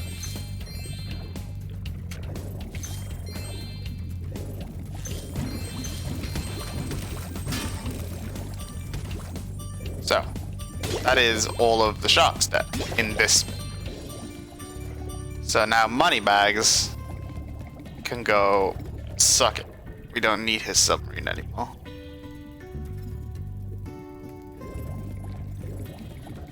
However, that wasn't the only shot. So if we take this Super Flame power up, go the other way.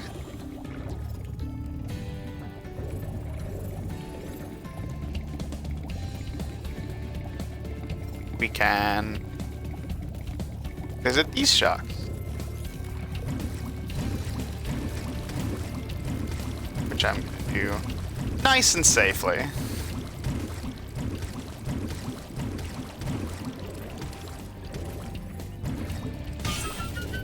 And there's a nice little crate down here. Okay. So I believe that's all we desperately need the Superfly power for. Super Flame. Although I might be wrong. Maybe we need it for the towers as well. But we'll get to that in a sec. So I'm gonna hop back to here, and then real quick, I'm gonna be right back. So I'm gonna sort out. So 1 second. I'll leave you with the original music because you haven't heard as much of that.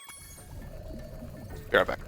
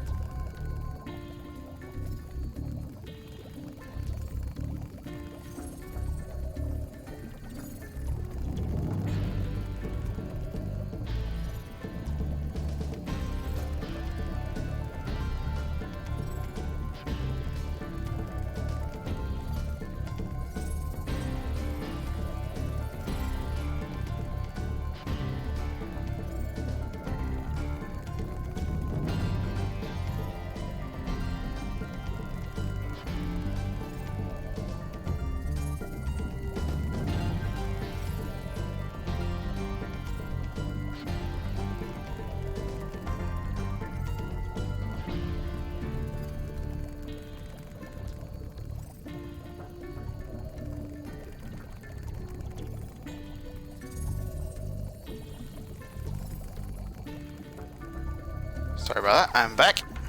While we're on some sort of small break,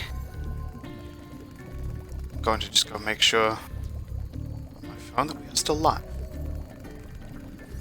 I had a problem a couple of days ago where cut out halfway through a stream. No.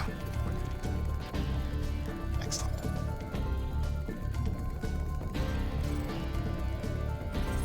Okay. So we still have more to do. You may be asking yourself,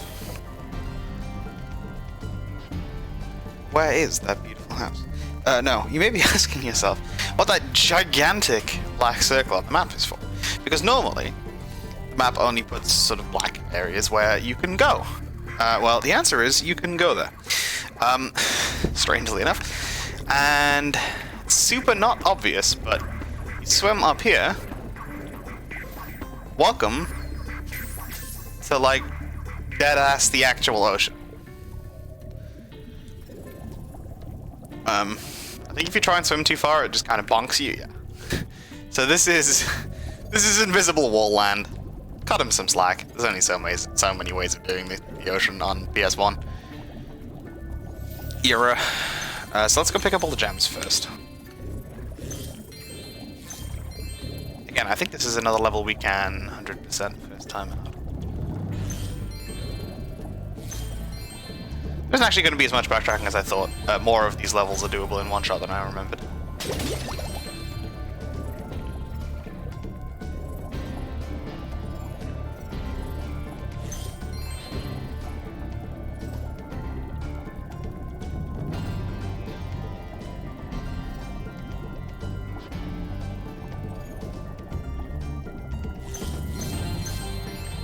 No, I don't want to talk to you yet. I know you have things for me to do, but I want to go all the gems first.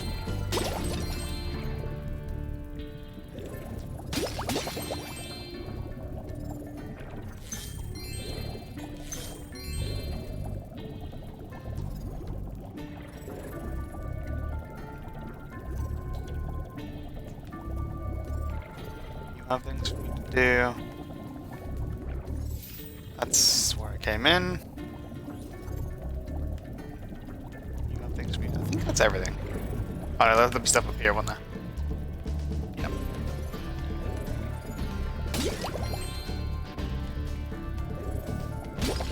I want to get all the gems up here first. I think all of the gems we haven't got are up here, so we should be able to like get a 100% gem completion mark. No? 18. That's a concerning number. Like, I don't think any of the gems we're missing are part of the stuff that's going on here. Okay. One. Oh, that's 8. Could I raise you a teen somewhere? Is there a 10 gem I've just missed? More likely than you think.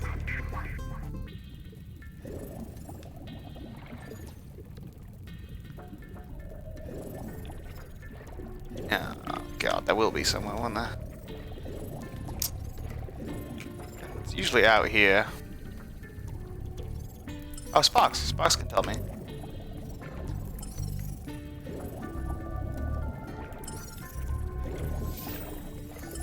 Okay, so you seem pretty insistent it's down here, so let's go get that first then, because...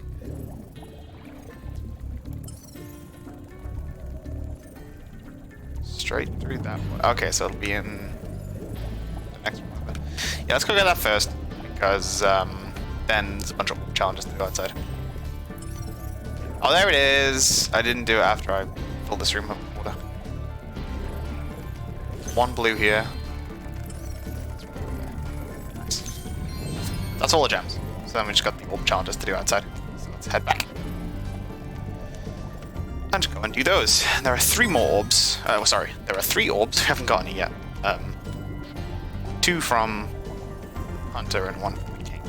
We saw over their heads. That little icon's actually a really neat addition. Sort of tell you, hey, talk to me because I have orbs for you. There was like a press triangle to talk text thing previously, but let's do Hunter first for reasons that'll become obvious in a bit. I've been trying to tame my new pet manta ray, but he just won't obey me. Hey, you're just about the right size to ride on his back. Why, yes, I am, Hunter. What's your point? Great! Hop on his back and guide him through each of the bubble rings as they appear. And remember, he's brand new, so try not to get him dented or scratched up. Okay.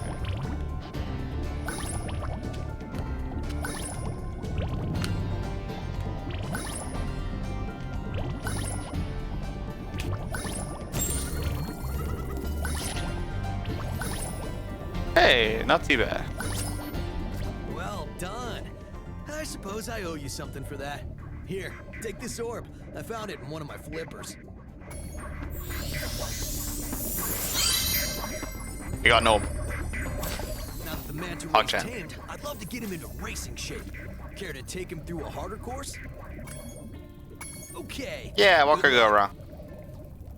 Seem to remember this being quite hard.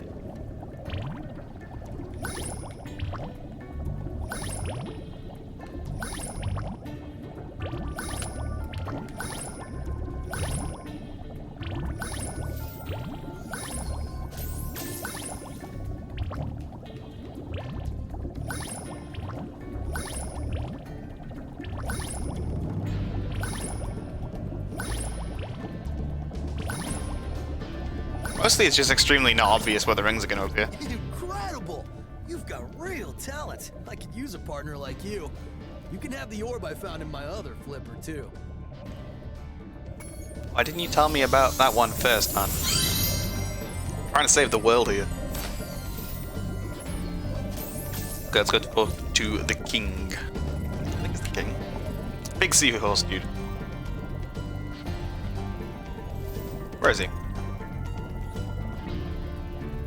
Excuse me? Oh, here we go.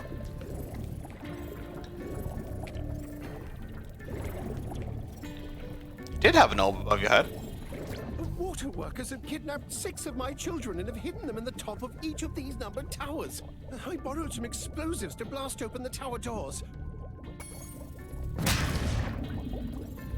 If you can make it to the top of the 6 numbered towers, my children will be safe. Okay. So fun fact about this one, which I'm not going to show off, I don't really want to, but apparently the game only checks to see if you get to the top of the 6th one. So it is possible to glitch into the top of the 6th one and just skip the vast majority of this.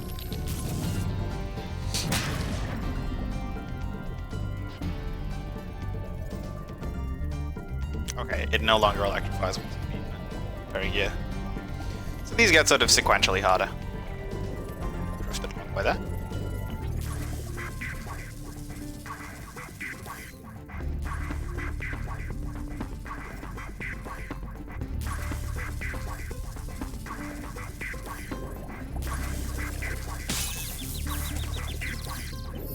Good enough.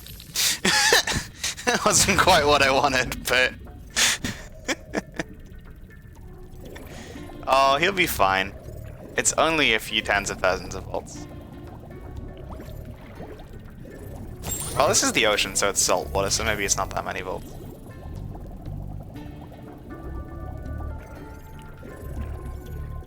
Although the current looked pretty fierce. So, the overall power there might be a bit spooky, but that's fine, he's a dragon. So, here's 3.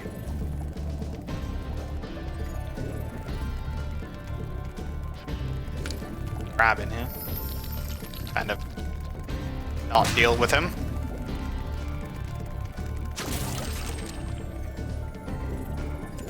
Or kill him anyway. Also works. It's 4.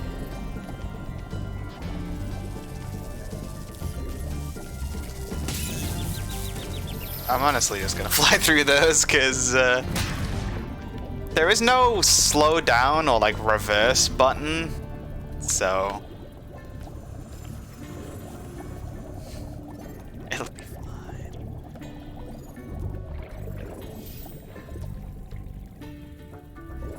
Is this 5?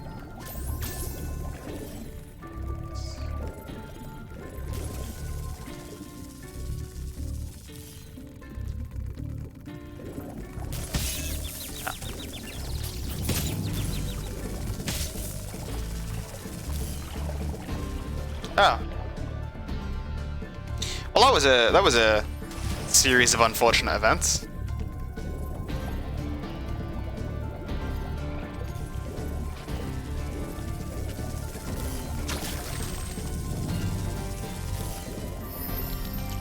Much cleaner.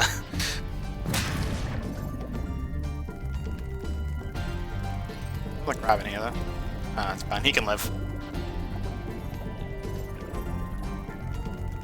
He can live so that he can remind the others to take me seriously.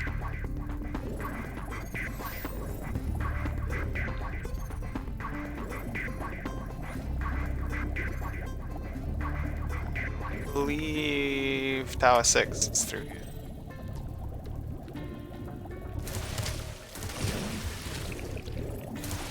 Sharks shouldn't be back.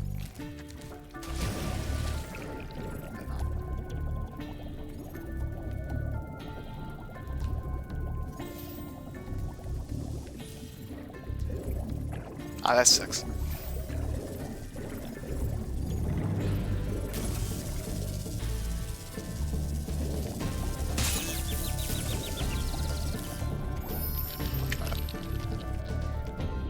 You did it! Now we can swim in peace. I heard that you're collecting orbs. Please, take this one. Thanks, buddy. How thoughtful of you. So I think that's 100% Aquaria Towers.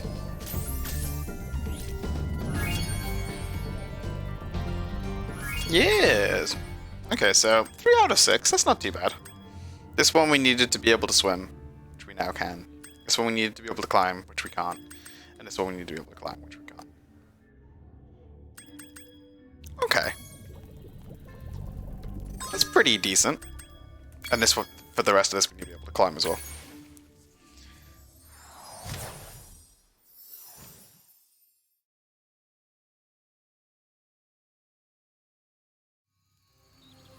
Wait, what?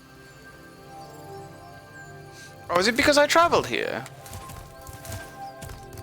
Oh, hang on a sec. We didn't get the cutscene. Maybe it's because I traveled here rather than clicking exit level. Oh, I hope I haven't skipped that forever.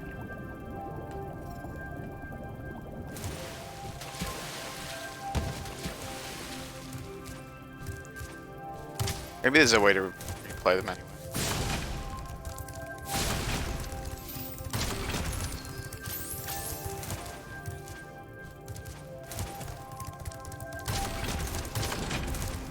Those buttons have huge hitboxes.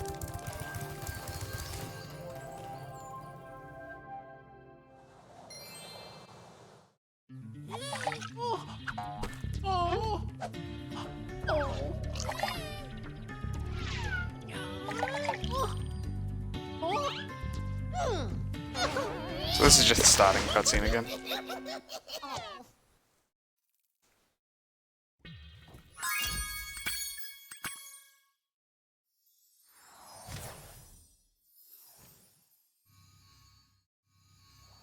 Oh, God damn it.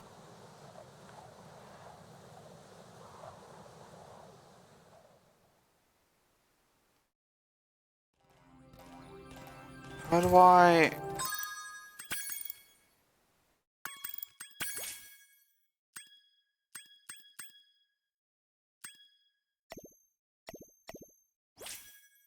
Is there any way to...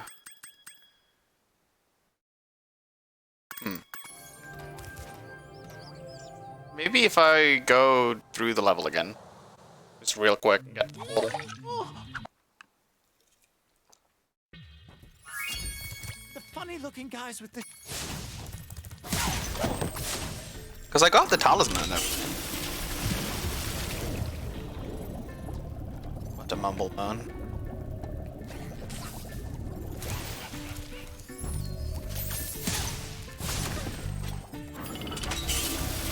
I'm gonna kind of suppose I'm gonna get to show off just how quickly you can complete this level if you that's all you're trying to do.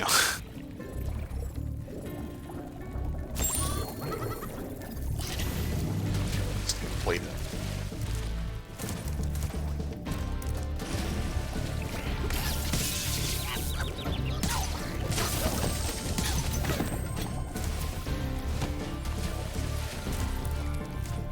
Already paid for this, so help.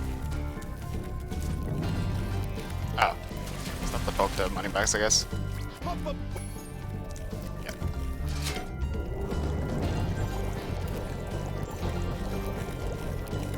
You don't need to use the portal to get the cutscene, but I guess it's because I went to travel to rather than exit from. I'm hoping this works. I'm going to use the portal on this one. Hoping that just like always triggers it.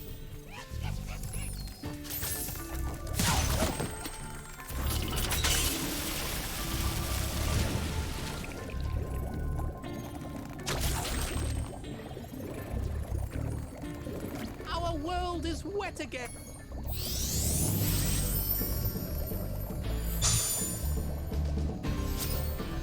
Have already. Here we go.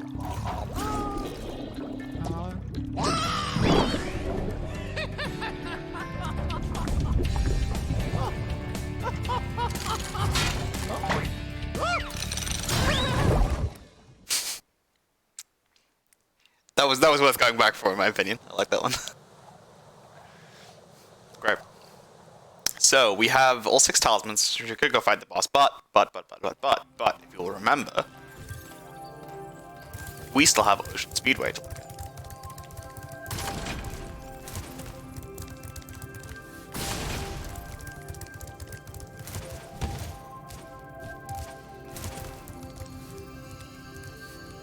So let's go do that.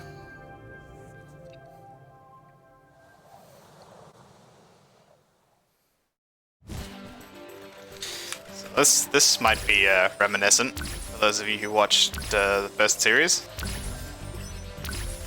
These are this game's version of the flight levels. They are quite a bit faster, and also they have the gimmick that when you charge ever, you supercharge. Which means, as I hate to admit it, the easiest way to deal with those is supercharging. Let's do the boats, because I think the archers take us away from the boats primarily. Same deal, by the way, if we hit the water, it's game over, so this is a bit scary.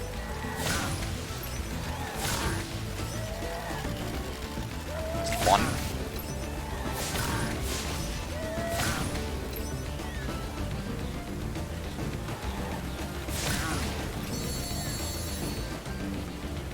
Does he see that person with an orb above their head? We'll come back.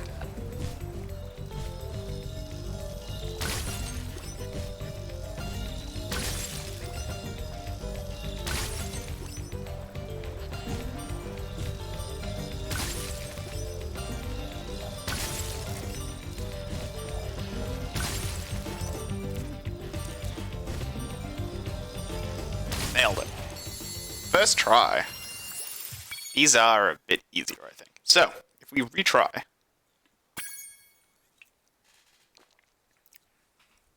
You will now note the time is counting up, so you can set a best time. And there's an orb here. Orb on this way.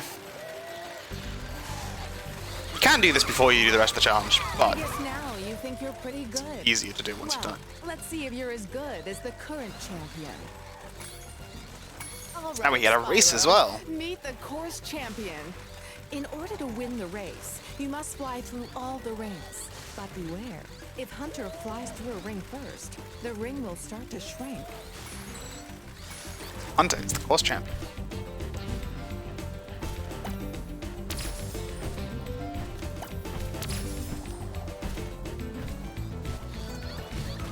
So you don't, despite the term race being used here, you don't have to win. But if you fall far enough behind, then the rings will shrink enough that you can't go through them, and then that kind of counts as failure.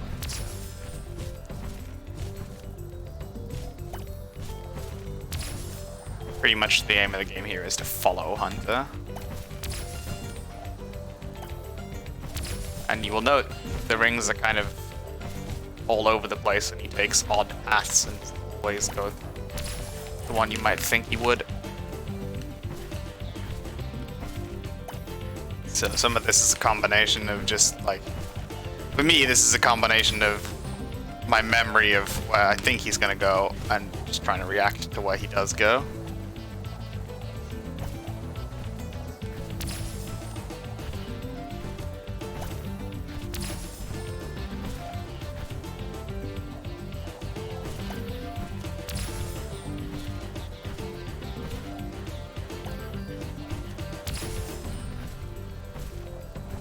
Takes a surprising amount of focus.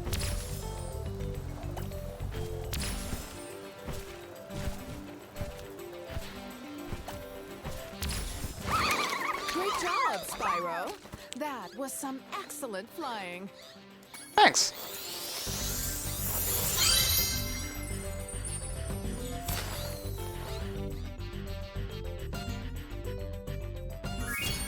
So we have now completely finished this level. So, do this. It's the only way to get out, I believe. Okay, so we now have. There's no cutscenes on the speedways. We now have all 6 talismans and as much loot as we could gather from this world on the first pass. Which means it's time to go fight the boss. Where's the boss? I may have entirely forgotten where the boss is. Oh, there it is.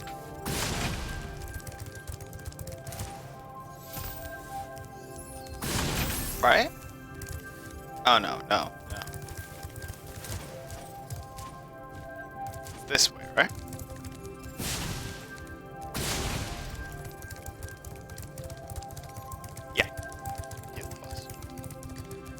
Hey, Laura. Well done, Spyro. Now that you have 6 talismans, this door will open. Looks like a very inviting hole in the ground. Yeah, so notably, unlike the first game, which had boss levels which were pretty much just regular old levels, these boss levels are quite different and quite boss-like, and actually quite challenging. Before you get to the castle dungeon, Spyro, I thought that you might want to know how Ripto and his monsters arrived in Avalar. You see, last week in the winter tundra, the professor was working on some new super portal technology. There, that's the last orb in place. Now let's see. All we need are some coordinates. Yeah? How about 22475? That's my birthday. No, Hunter, don't! What?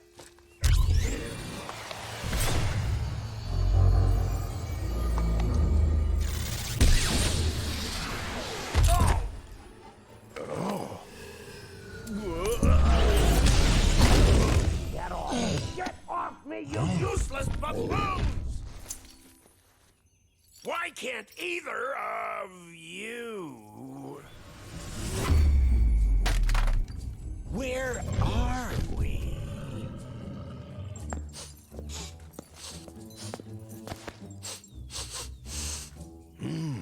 No dragons? Wonderful. Crush, go back and pack my bags. We're moving in. Say hello to your new king. Professor, shut it down! Hurry! Oh my, I can't see the switch. I think I've broken my glasses.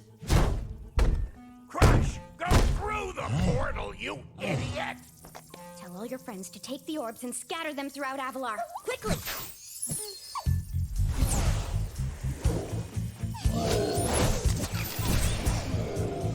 Now! Go! Crush! Get the orbs now! Ow! You despicable little creature! I'll kill you! This is bad news for Avalar. Hunter, why didn't you chase him? Yeah. I would have gone after him, but didn't he say something about not liking dragons? Professor, could we catch a dragon to help us? Yes, I think so. We'll need a world that has an alignment much better suited to intercepting one of these creatures. How about Glimmer?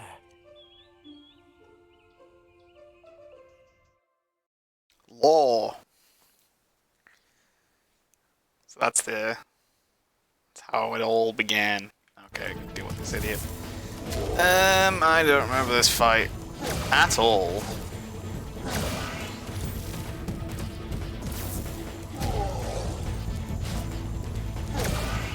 Oh god. There's Flame Man? Nope, doesn't help. Oh yeah, okay. Yeah, I do. Ah. But while he's shielded, it doesn't hurt him. Gotta catch him between platforms.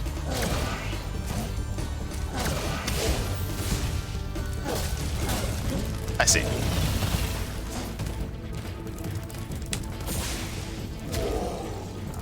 He's mad now.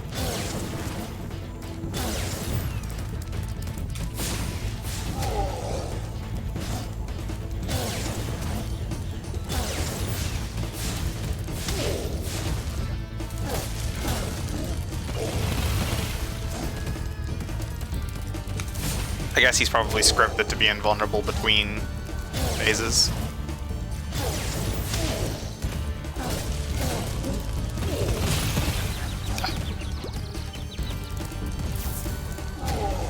It's blue, so he's gonna do this.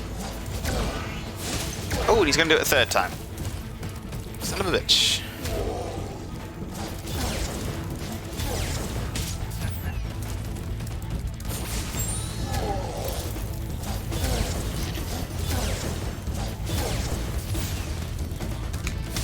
There we go.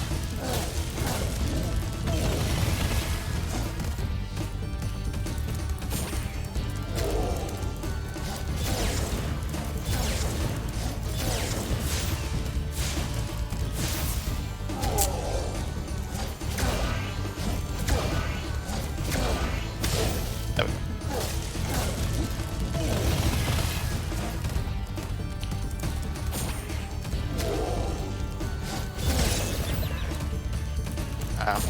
He hits you, he immediately... I wonder if I can abuse that.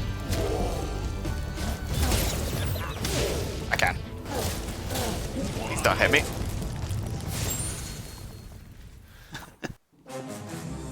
No, Crush!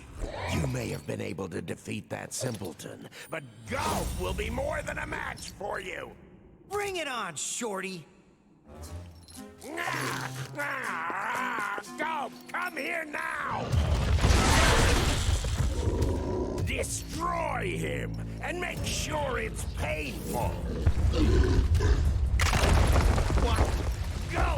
Get me out of here! So long, dragon. What a wuss.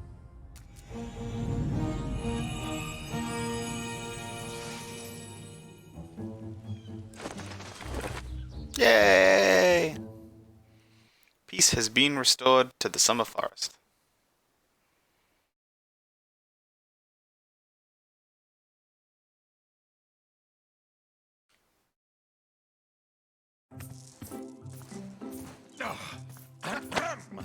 That Ripto has caused enough damage. All his meddling has cost me a fortune. If it wasn't for Spyro, I'd be bankrupt. Oh, if Ripto were here, I'd give him a piece of my mind. In fact, I'd give him a lot more than that. I was a champion bantamweight boxer at university, and I still know a few moves. Take that, and that! No! Why, you...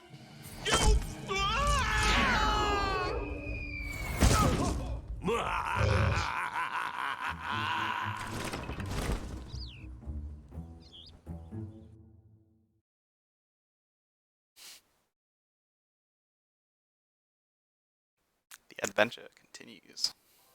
Okay, welcome to the autumn... No, it's not the autumn forest. Autumn Plains?